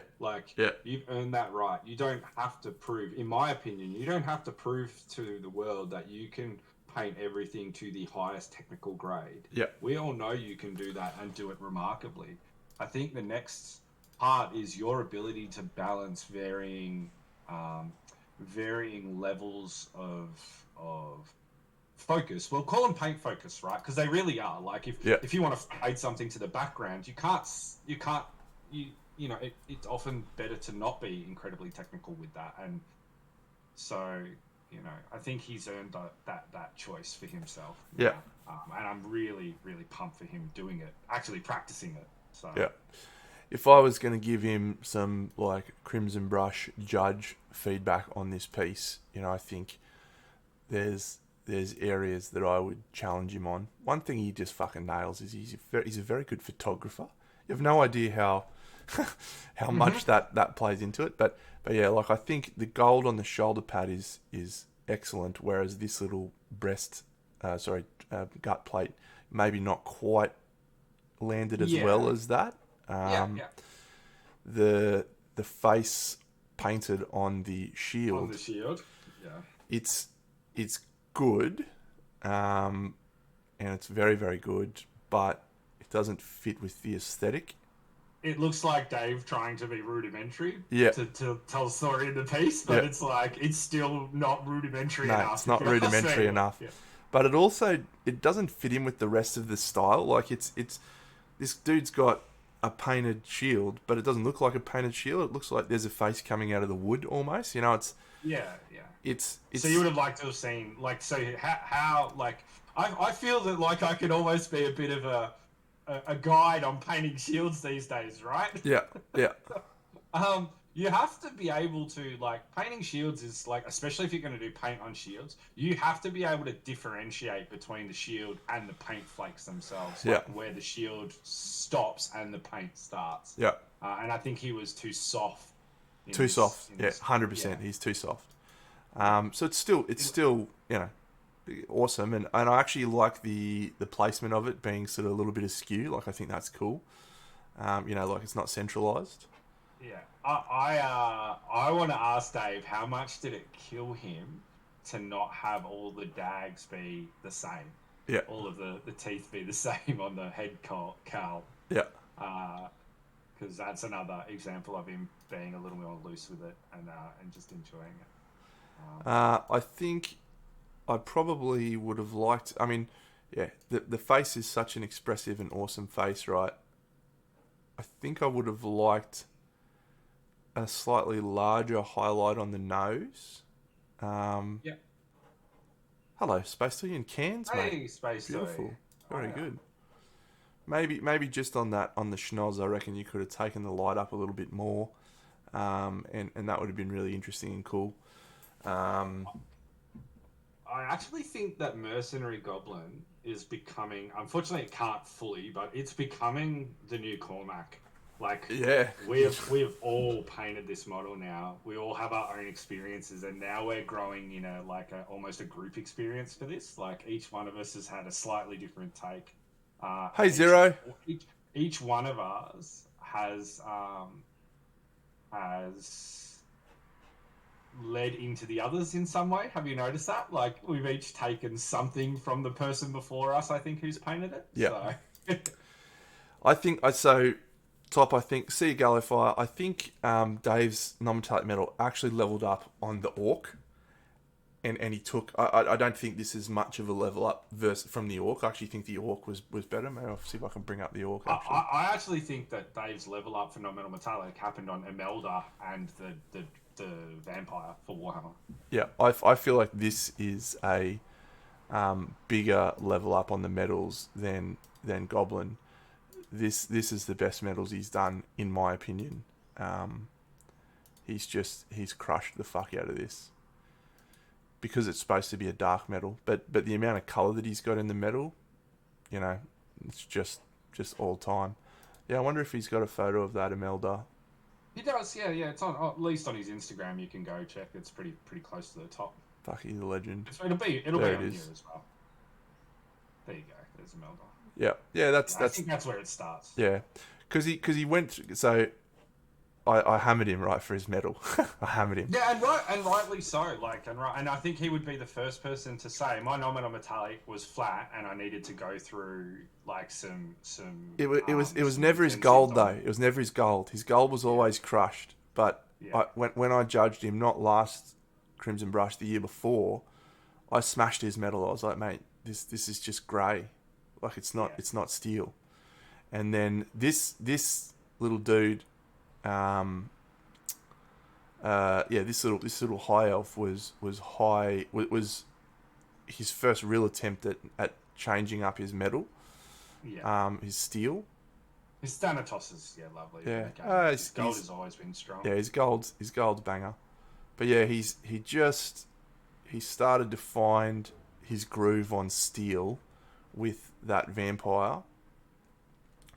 I think the vampire, because it was an environmental steel, you know, the green tones in the vampire.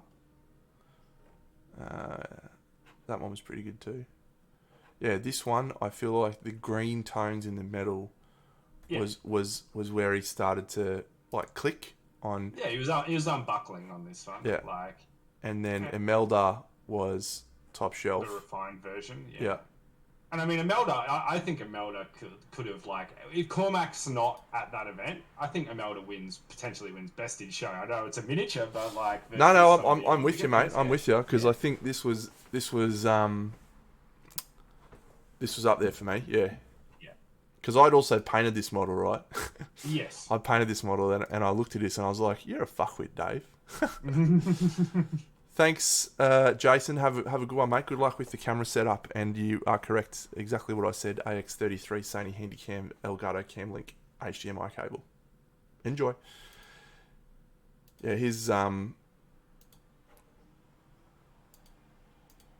work on this piece is ridiculous. I think I might have clipped him actually for the cloak though, the red cloak at the back. I think I clipped him for that. I don't think it was like quite as good. Yeah. But look at that. You're a fuckwit, Dave. He's have you noticed his skin's changing as well? I don't think his skin's changing. I think he's adding more skin variations to his wheelhouse, which is really cool to see. As someone who's painted this model, this is ridiculous and Dave can get absolutely fucked. One surefire way of feeling inadequate about your own miniature painting is to look close at Dave's work. That will absolutely crush your spirit. Yeah, he's on point there. This is my favourite thing he's done recently, though. Yeah, I would agree. Mercenary Goblins in this is wheelhouse, but this probably... You know what? I think Mercenary Goblin is even more... let's just use it, I don't know, rustic, than this is. Yeah. Jace, we both do paint on this channel. Well, I paint. You see my camera. Bucks paints, but he doesn't show his stuff. But yeah, we both do paint a lot of stuff. Send us a message. We might paint your stuff. We might not. You're right. This is still clean. This is still clean. Whereas Mercenary Goblin is he's pushing into rough textures and But I think this is his best. This is his best ever work. Like literally the best thing he's ever painted.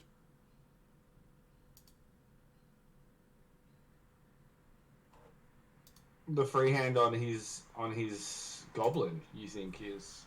No, Top, that sucks, mate. That sucks. Yeah, I don't know if I can agree with that one, Top. This just screams Dave and also screams... New Dave. New Dave, yeah. It's like, you thought I was done, motherfuckers? Yeah, but what's it fading, Top? Like, what is it? Is it a painted shield? Is it a drawn-on shield? Like, that's the question.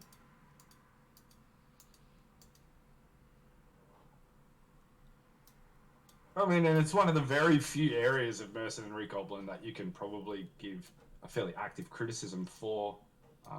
So, you know, the rest of it's pretty flawless in a lot of regards. So. These little brush strokes, I love them. These little brush Yeah. strokes on the pants and little splotches. Yeah, all the stains and splotches. Look at the colours in the metal. It's so good. Oh. Oh. DC, my man. Yeah, he needs to know that I'd like to acquire something at some point. Push me up the list, Dave, please. Yeah. He Get needs to stuff know on that this I'd guy. like to have his children at some point. You know, I'd like to own something from all of my comrades and friends in Australia who paint. That's where I'd like to start. And Dave needs to be acquired. Maybe one day I can acquire something off Seb. That would be a real Sevi. win for your mate Andy. Yes. How lovely. We haven't done a little putty and paint trawl in a while. No, let's go for a wander. Like, it's been a while. We always enjoy going for a wander across Putty and Paint. Yeah, we've got about 20 minutes left before I'm going to finish up. Oh, what a surprise that DC would be in the editor's choice. So, what did you think of the lady next to down one? Yeah, I know the one. I'm not a fan. Really, I thought it was really good. And it's very good. I'm Yeah. not a fan. Who the fuck is this, Mr. Lou? He's just started uploading. He's uploaded like 10 things in the first like. That is some convincing crime. It is. If you go to his profile, it's quite interesting because he has a marked jump up.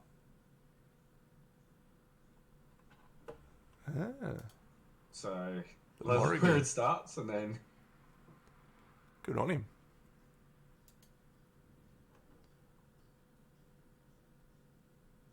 sometimes I think it's just people learn how to take good photos. I like that gold. Yeah, that's nice. It's a nice steel. She's a tricky model to paint, actually. Morrigan. Yeah, she looks tricky. Yana really likes this model. I'd like to paint some things like more to her tastes to have around. This looks nice.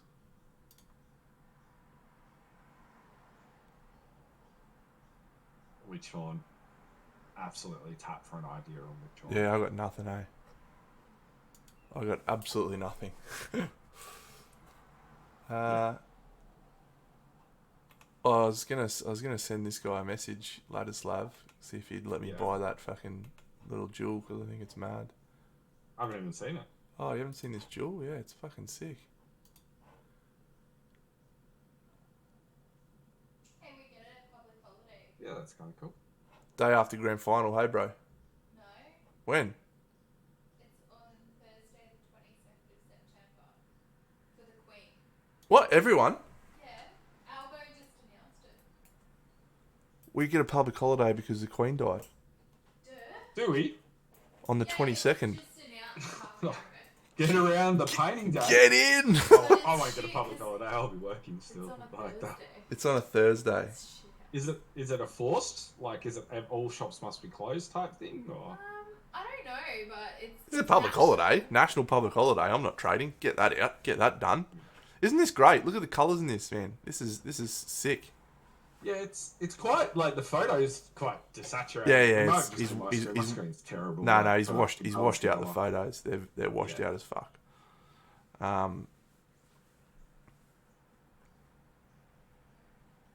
Yeah, I think that's so. The composition is really great, and the use of color is really great. Yeah, I think he's washed out the photos a little bit because I reckon it'd be more vibrant in real life. But yeah, love it. Yeah, it's two interesting models. I really like the vampire, that vampire in particular, the Ghoul King style vampire. Yeah. But the other model, the Mistweaver, is not one of my favourites. So it was a nice take on it though. Are you still streaming? Yeah, Or maybe you guys were just having a cuppa. having a cuppa. No, Rocket, we're not having a cuppa. I was. Yeah, of course you were. I love this guy. I love the cut of this guy's jib actually. Yeah. Yeah. Oh. Yeah, that's nice. That's super nice. I'm into this. Oh. Get in. This has got some Guy needs to take better photos, Some please. Some Aristia vibes. Yeah, they're way. Yeah, he was robbed in the big child painting challenge. Tell you what, absolutely Is robbed. this Tonga? Yeah. Oh, sorry, no. Who's is this? This is guy- Galahad. This is Galahad. Yeah. Yeah. Oh, Yeah. DC is sending me a picture right now of something. Bring it up on stream. We'll tell him we're streaming right now. DC, join us in the Discord, mate. We'll get you on stream. He just said this model is ridiculous. Who can paint this? It's Ignis's new piece. Is it Ignis? Isabel the matriarch? Yeah. Okay, yeah. He's like, what's this? What is this trash bags? There you go.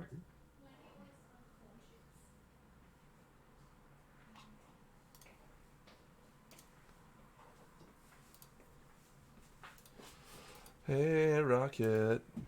Yeah. Who can paint this? Oh, little baby. Hello, buddy. So Land can paint this, I would say. This is built for Land. Yeah, this is a land special right there.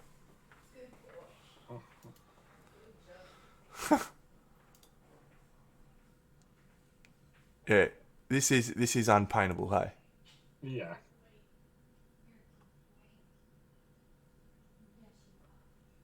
This is a bronze. You spray paint it bronze. You give it a wash of the oxidization, and you call it a day. It's unpaintable. It's a statue. Yeah. Unpaintable. All right, let's go back into this old. Have you seen any recent sculpts that have got you?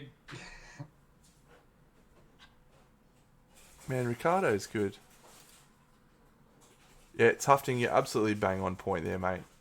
This is the problem with digital sculpting. I was talking to Raphael Pica at Massive Voodoo many years ago. Yeah, how bad is it, Dave? It's unfucking paintable. It's unfucking paintable.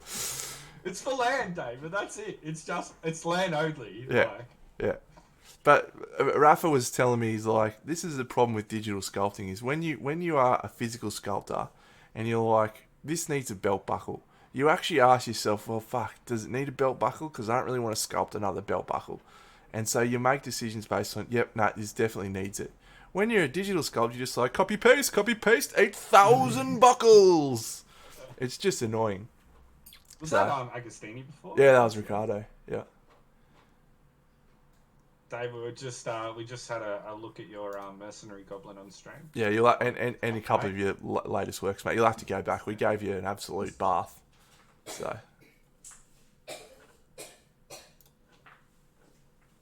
All right, what else we got? Let's go have a look at the Aradia Kickstarter actually, because there's a 12 from Rush.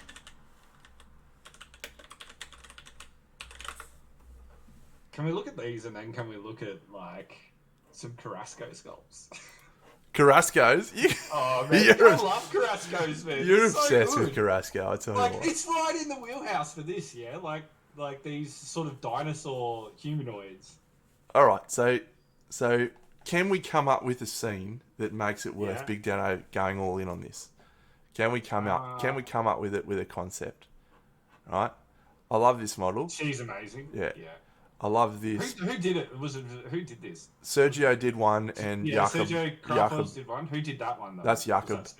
Yeah, Jakob Villian. Yeah.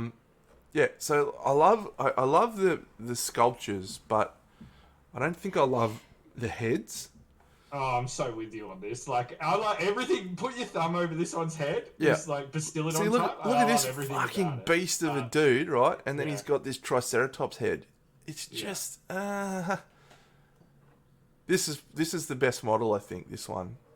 Yeah. But maybe I just feel that way because it's Ruben Martinez's paint job. Why is he so good? Why is he so good? What crack is he on?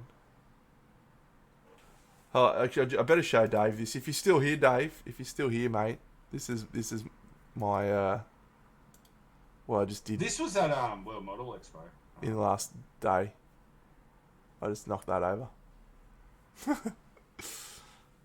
Yeah, we're all sort of deep in the non-metal metallic wheelhouse right now, Dave. Yeah. Trying to figure it out. And I'll turn this back on now so we can keep talking about this. This is cool.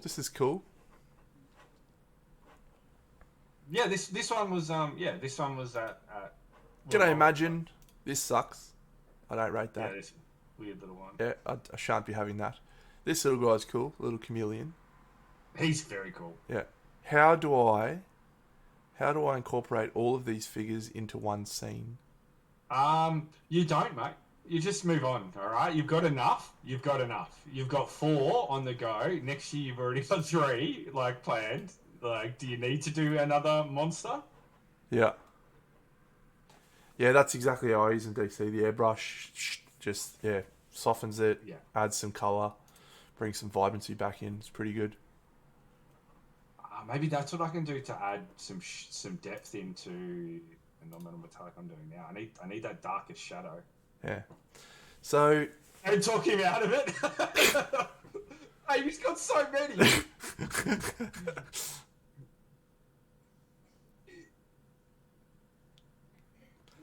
I feel like it's a fight scene. It's like a radia with 2 sides. I don't think that if you're gonna do it, I will say that I don't think that the chick fits. I think all the dinosaurs fighting each other works, but then having her would just be weird. Like, what story? Because this dinosaur is awesome, right? This big guy, cool. Stegosaur. Yeah, with the little so dude weird riding. With his with his like jacked up. Yeah, jacked up legs.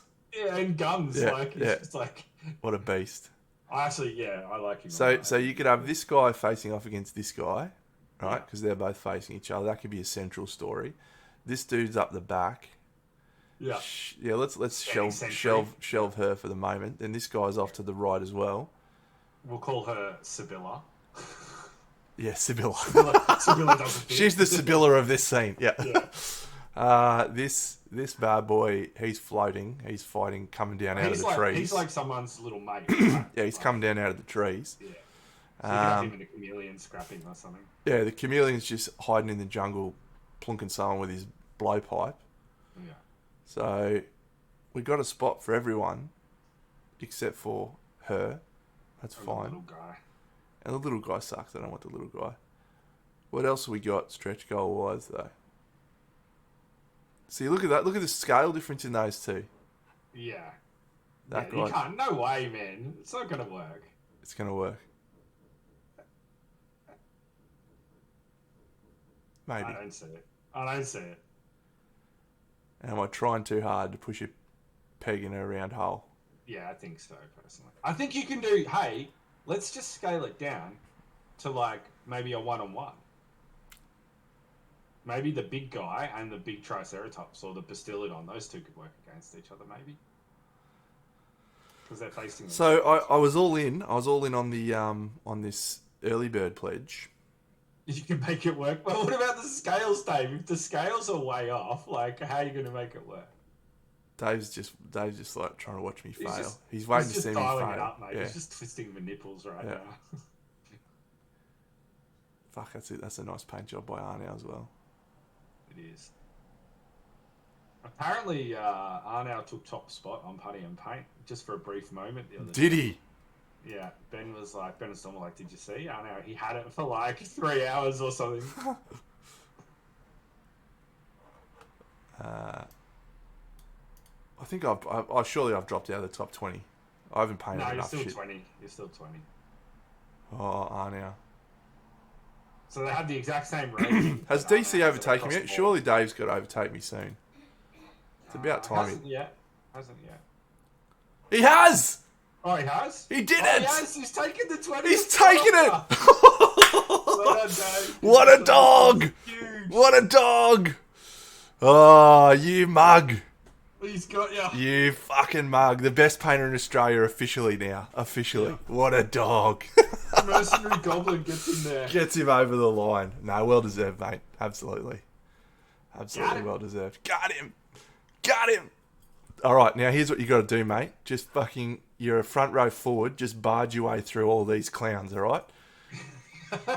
Fucking Faseshko. There's only a few names in Just there. the big fucking fend on Faseshko.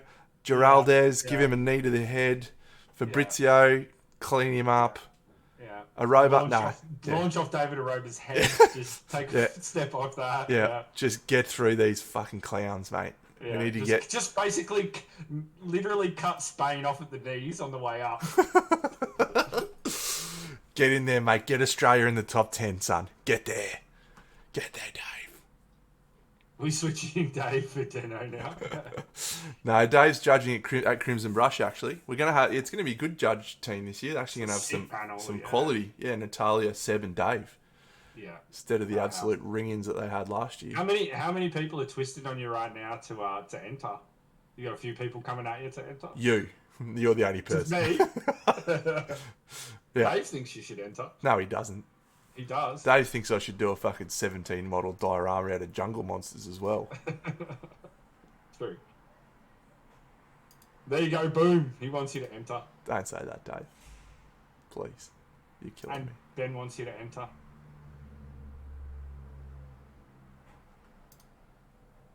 Thank you, Al. That's entirely nothing to do with me and everything to do with Natalia.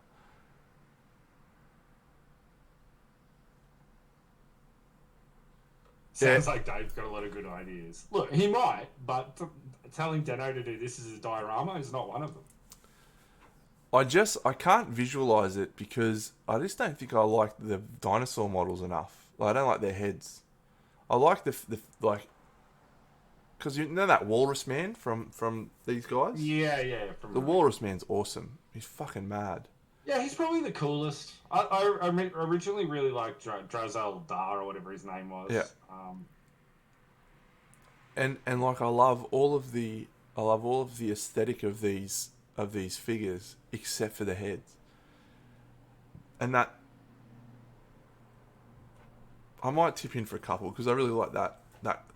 He's cool. Yeah, he's like a little skink shaman guy. You know, not everything has to be a diorama though, right? Like, Can you relax, you mate? are allowed to enjoy just painting some single figs when you want to. Pal. Everything is a diorama, mate. Everything is a diorama.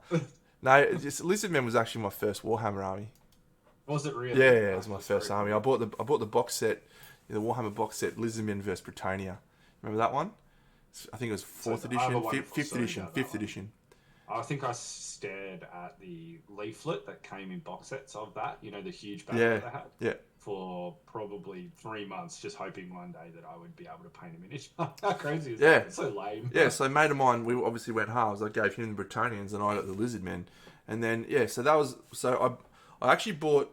I can tell you everything I bought in my first few years, right? So I bought a Empire Bretonian box set of halberdiers, the little plastic guys, and some flock.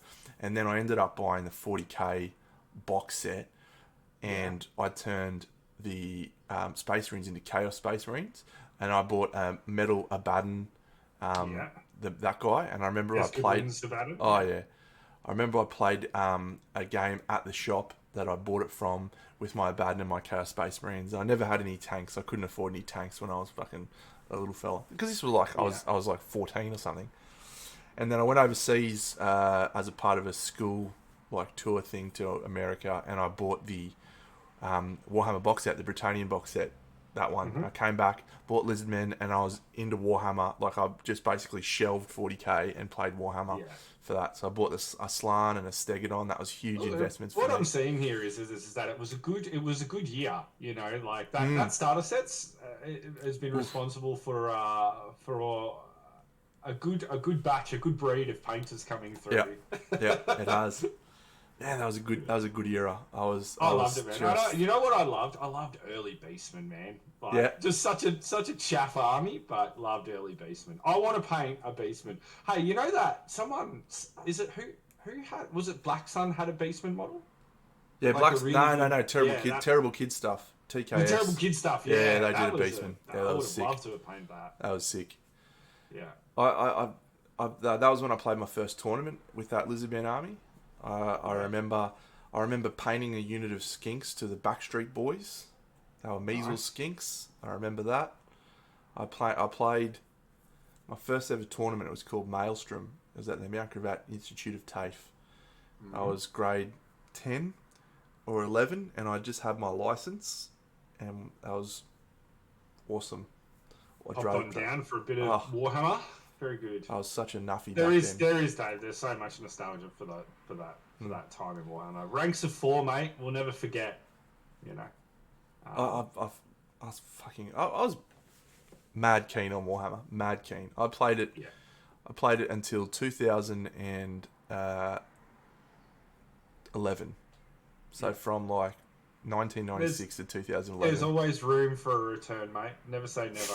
Well, I did. Old world might get ya. I played AOS. I played at Ironjaw's army in AOS and the Nurgle army in AOS, and I had a bit of fun, but it didn't capture the same magic for me because it felt like a pale imitation of the Great Warhammer. But the models are great. The models are better now than they ever were, but Yes, yeah, of course. the game's not. Morgiana Le Fay. On a unicorn, geez, that was a classic model, man. I tell you, the models we should do a nostalgia one where we go through the great classic models from that era from Games Workshop and talk about our favourites, because you remember Ariel and Orion. Yeah, Ariel was so out of scale. Man. Like Ariel and Nagash were in the weirdest scales. Yeah. Remember Bobblehead Nagash? Yeah. But Orion with Yeah. his spear, the Lord of the Hunt, man, that was a fucking sick model. What about So all the good. regiments of renown? Oof, loved them. Yeah, actually that is a good call. Birdmen of Catrazar. The Birdmen of Catrazar, so good. And what were those? What were those guys with the crossbows? Yeah, they were cool. With the Spanish shields? conquistador guys. Yeah. Well, what were those guys called with the shields? Oh, the Green Knight's a banger too, man. Mike McVeigh Dogs did a of painting War, mate. article. What a book. Yeah, Dogs of War was good. Yeah. What was the name of those crossbowmen? Oh, That's going to annoy me now. I'm going to have to look it up. I'll go look it up. Yeah. Regiment. Dogs of War. Crossbowmen Regiment of... Braganza's Besiegers. Braganza's Besiegers, yes! The Besiegers. great They stuff. were so good. How good was the artwork from back then? I loved it. What was that? Carl Kapinski, Yeah. Adrian Carl Smith. Smith and a lot of stuff, yeah. It was an amazing time. Leopold Leopards. That's right. Yeah, Leopold's Leopold's Leopards. Leopards. Really The cool. Bearman. What about was it Miragliano? Yeah. The famous inventor. Yeah. Great stuff. Yeah, He was Leonardo like a da White Dwarf Vinci. exclusive model. Yeah. Yeah. Oh. Yeah, the Da Vinci character. Yeah. And he just was like, I'm going to Lustria, boys. Yeah. Lucrezia Belladonna. And she was great. From Necromunda. No, she was a regiment of renown as well. Was she? Yeah, she was there. Oh, you're on the same side I am. Yeah, she was there. Notable Al Mukhtar's Desert Dogs. Yes. Yeah. Yeah, you're thinking of Mad Donna from Necromunda. She was Yeah. great. Braganza's Besiegers. Golfag's Man-Eaters. Oh, Tichy Witch's You know what, Raiders, actually, the Lizard Men. The Lizard, the Rug skins. Bloods, I've got untouched, unscathed. I've got like 10 of Rug Bloods Armored Orcs. Never. My mum dropped them off and just was like, I don't know what to do with these. Can you just do something with them? I'm like, absolutely, I can. I'll find a home for these. Here she is, Lucrezia. Oof. She's this chick. Wow. This is some great times. So, Jared, that is a Was all disgraceful decision. unpainted. Oh, you would have got an absolute mint for it, Jared. Probably was worth moving it. My Tichy Huichi's Colwan Raiders. Look at the Goblin Green bases. How good. My game that just got me was Necromunda, right? Like I was obsessed with Necromunda. What about Mordheim? Did you ever go deep on Mordheim? No. I love the Mordheim. No. You know the old watch captain or roadside captain, the Yep. highwayman Yep. from Mordheim? That's got to be one of my most Alka favourite models. I'm Tony going to Flesh. find that. Ruglud's Armored Orcs. Rico's Republican Guard. I actually used them, I think, in a game, in a campaign thing, something. These guys, Rico's. So good. Ruglud's Armored Orcs. Oh my god, this is so good. So good. Yeah, my obsession with Necromunda meant that I didn't really get into Mordheim as much. Yeah, well, you're ticking that box already. Yeah. So, I'll tell you something that I frothed yeah. on a level that I shouldn't have. War Master. I fucking Oh. love War Master, mate. That was a bad game. Bring it back, man. It was great. Oh, War Master. Nah, I just love the scale of it, you know? Like, it was just great. Yeah, I went Warhammer, and then so the very first White Dwarf I ever bought was 198, and it was the release of Necromunda. Mm-hmm. And then 199 they had a battle report between Ratskins and Esches, and I reckon I read that battle report 1,000 times. Like I was like, this is it. This is what I want to do for the rest of my life. What do you reckon the most stared at image has got to be of all of Warhammer? I have a feeling. Do you remember the battle? Was it the battle for Black Tooth River with the Orcs and the Praetorians? That's got to be up there. Or the inside of the 3rd edition Space Marine Codex with the full chapter on display of Ultramarines. That's got to be. Yeah, that was a crazy one. Yeah. They did a lot of awesome Games Day displays. You know, like I remember all of those.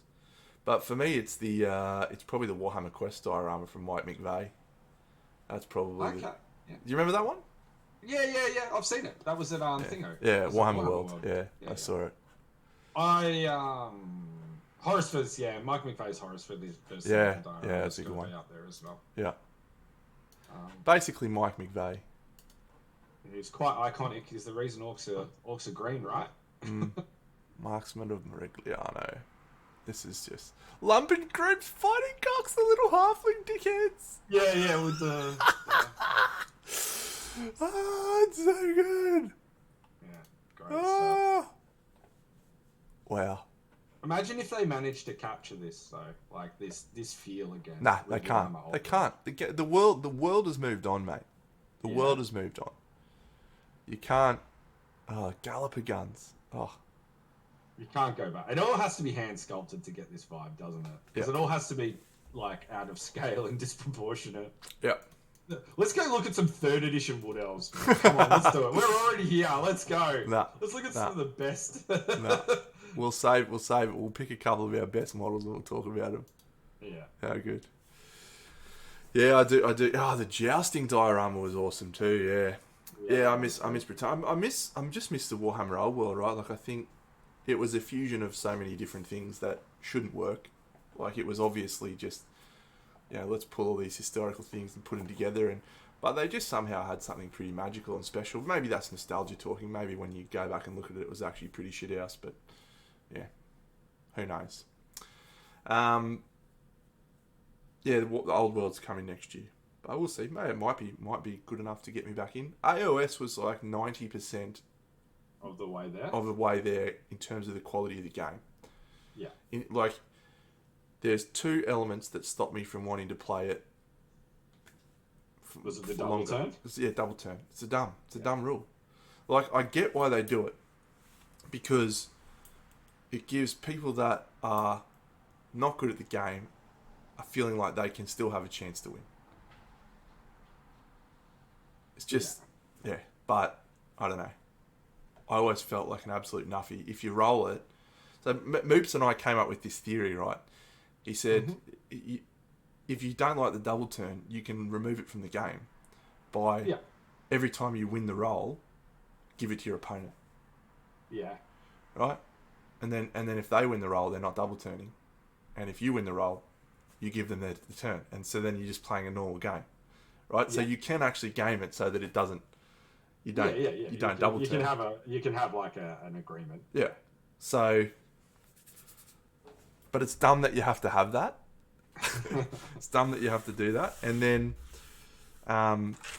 just the second piece is that 5% of the armies were just it's interesting. I mean, Heresy is like the latest rule set that's come out. That's introduced like a reaction element into your opponent's turn, like you being able to interact with them.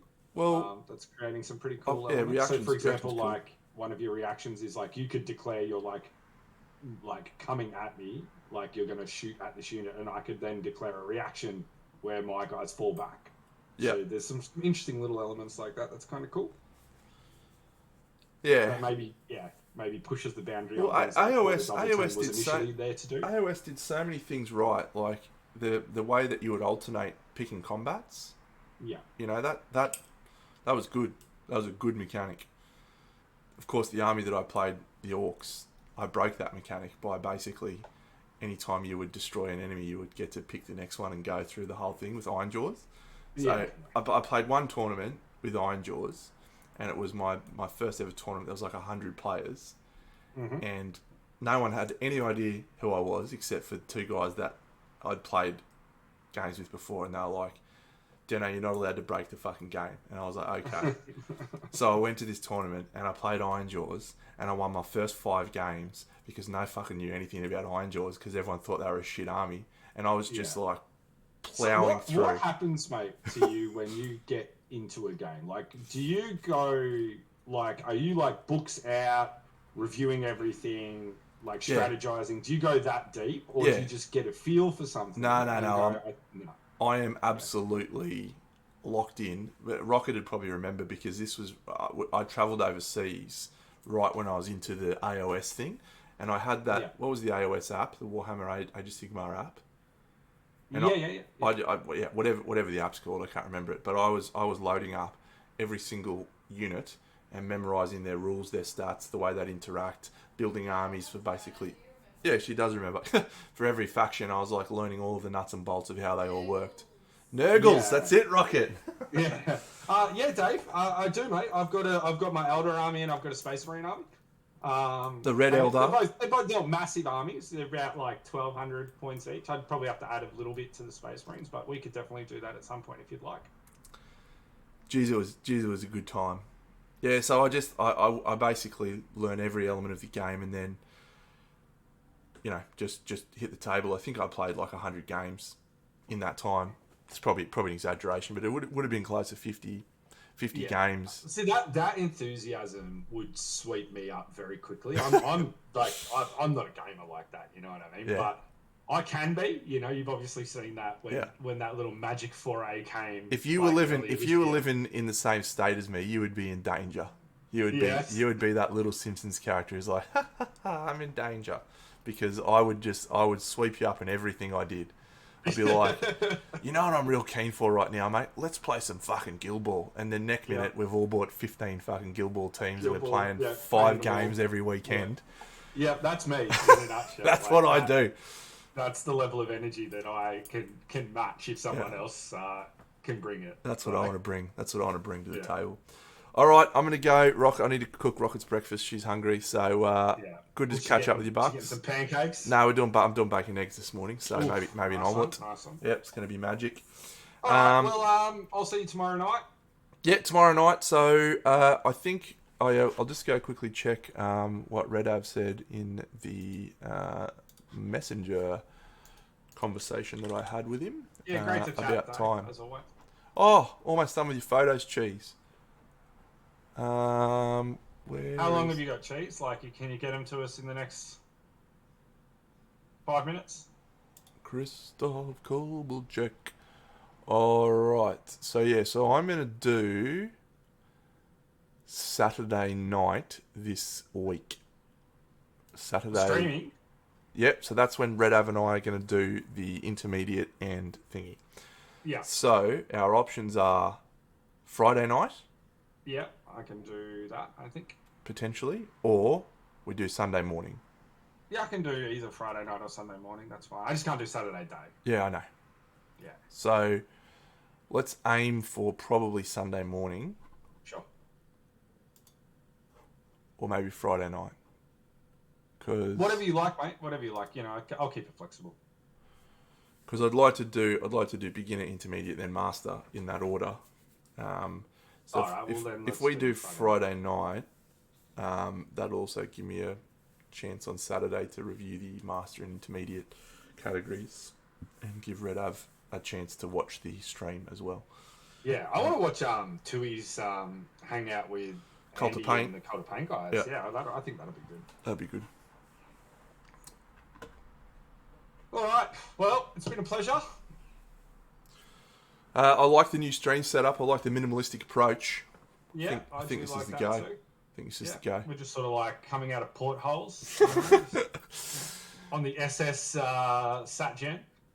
Saturation Generation, the podcast, coming live to a ear hole stick. To We should do to it. We should do it. a set of ears near you. We should be doing a podcast. I We think. should. What we should do is we should get onto. We should get onto a podcast, do like a weekly or a fortnightly podcast where Yeah. we look at cool models like they do with Cult of Paint, but we'll be much Yeah. better. Oh, I this think is we should- this is I think we awesome. should do Let's that. get it this up is on super stream. cool. Boom. Yeah, I love this, man. 1 year, So 1 month, 11 days, 250 Oof. hours of painting. You have that's a lot of my painting. incredible whatever that word is, because that is a lot of time to paint, mate. That is a feat that I could not do, my Yeah, friend. no, I'm tapping out at about 11 hours normally. So Yeah. Look, a week for a project is my deadline for any serious project. So. how long are you spend on things, DC? If you're still there, are you timing it? What do you reckon your average time on, say, the Goblin is?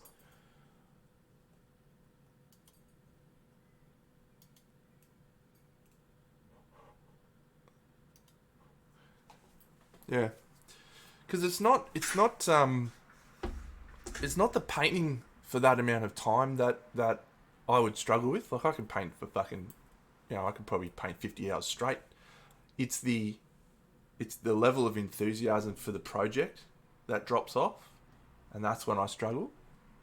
Well, it's also, again, like, there's diminishing return eventually, right? Like, you can only highlight something, or shade something, or whatever the case may be, so much. Yeah, that happens every time you get to the back.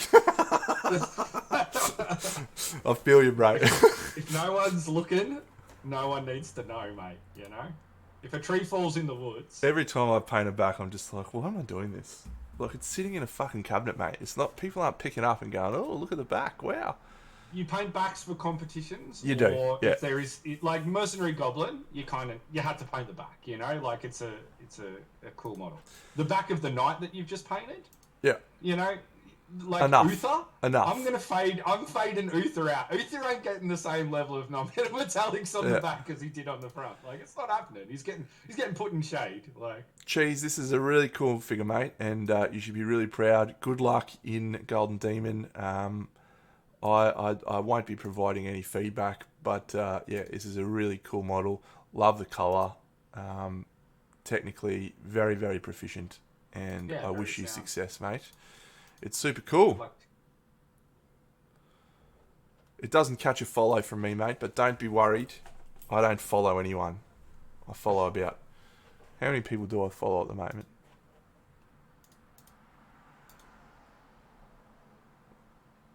...302 followers, mate. And if you get into that 302, you can feel very privileged. I'm ruthless on the people I follow. you are absolutely clinical. Like, there's a lot of criteria to get a deno follow. It's about workload. It's about subject matter. It's Yep. about whether or not he likes you as a human being. Social media is an absolute disgrace, right? But I manage mine and curate it so that it adds value to my life, right?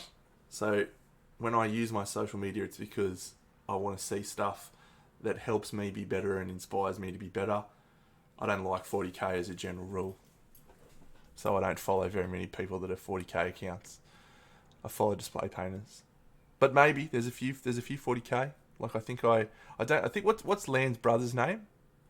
Is it Christoph Pazarski.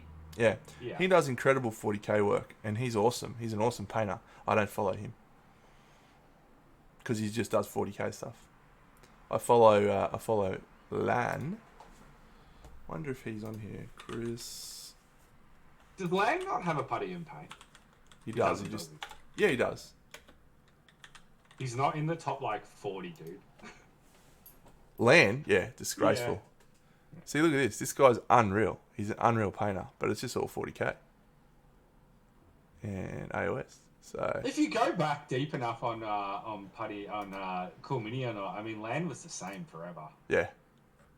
Well, at least they're brothers, I mate. didn't realize how long Land's been in the source, mate. Oh yeah, he's He's been. been Look doing at this. for So a this long guy's time. immaculate, right? He's Yeah. he's doing land stuff on 40k models, Well, which is awesome. Of course, he's Land's brother, right? Yeah. So, I reckon they've got a pretty good household for miniature painting.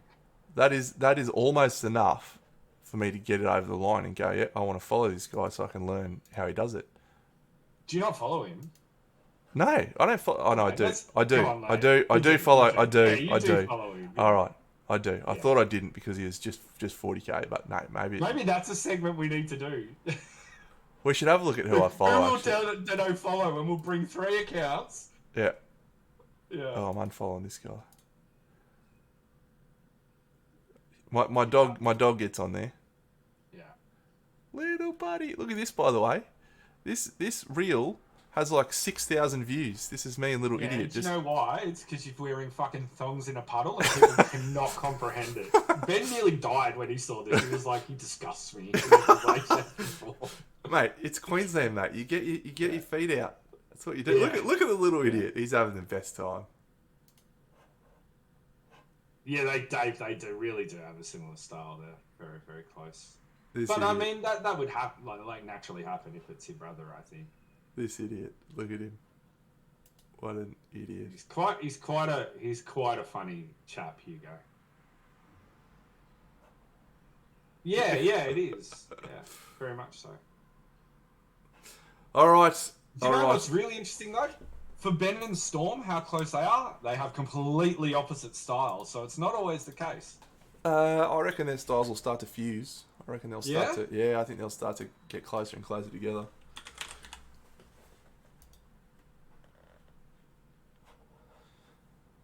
All right, who can we raid on? Let's have a look at miniature figures. Saturation Generation. Signing off. Indeed. We'll be back tomorrow evening. We will. Miniature. We will hash out some more ideas for a potential podcast. See you, Rapid. Thank you, friends. It's been wonderful. As always, for some reason, I can't find any miniature painting streams. I am getting... Top saying Twitch has changed the tagging system. Yeah, Which has I've noticed that, and it sucks, mate. So it's pissing me off. Yeah, I've noticed it too. Yeah, the effort to find a good stream to piggyback into is... Thanks, Waiting. Tarka. It's been awesome. Let's have a look. Scrapper84. Actually, Barkax raided me the other day, so we'll raid Barkax. He's a good dude. Send one back. Yeah, send one back. Raid Barkax. Good on you, friends. Yeah, Bucks and I back tomorrow night, and then Kingdom Death judging stream next Friday night and next Saturday night, my time. I don't care what time it is for you. Come join. Come join. Toodaloo!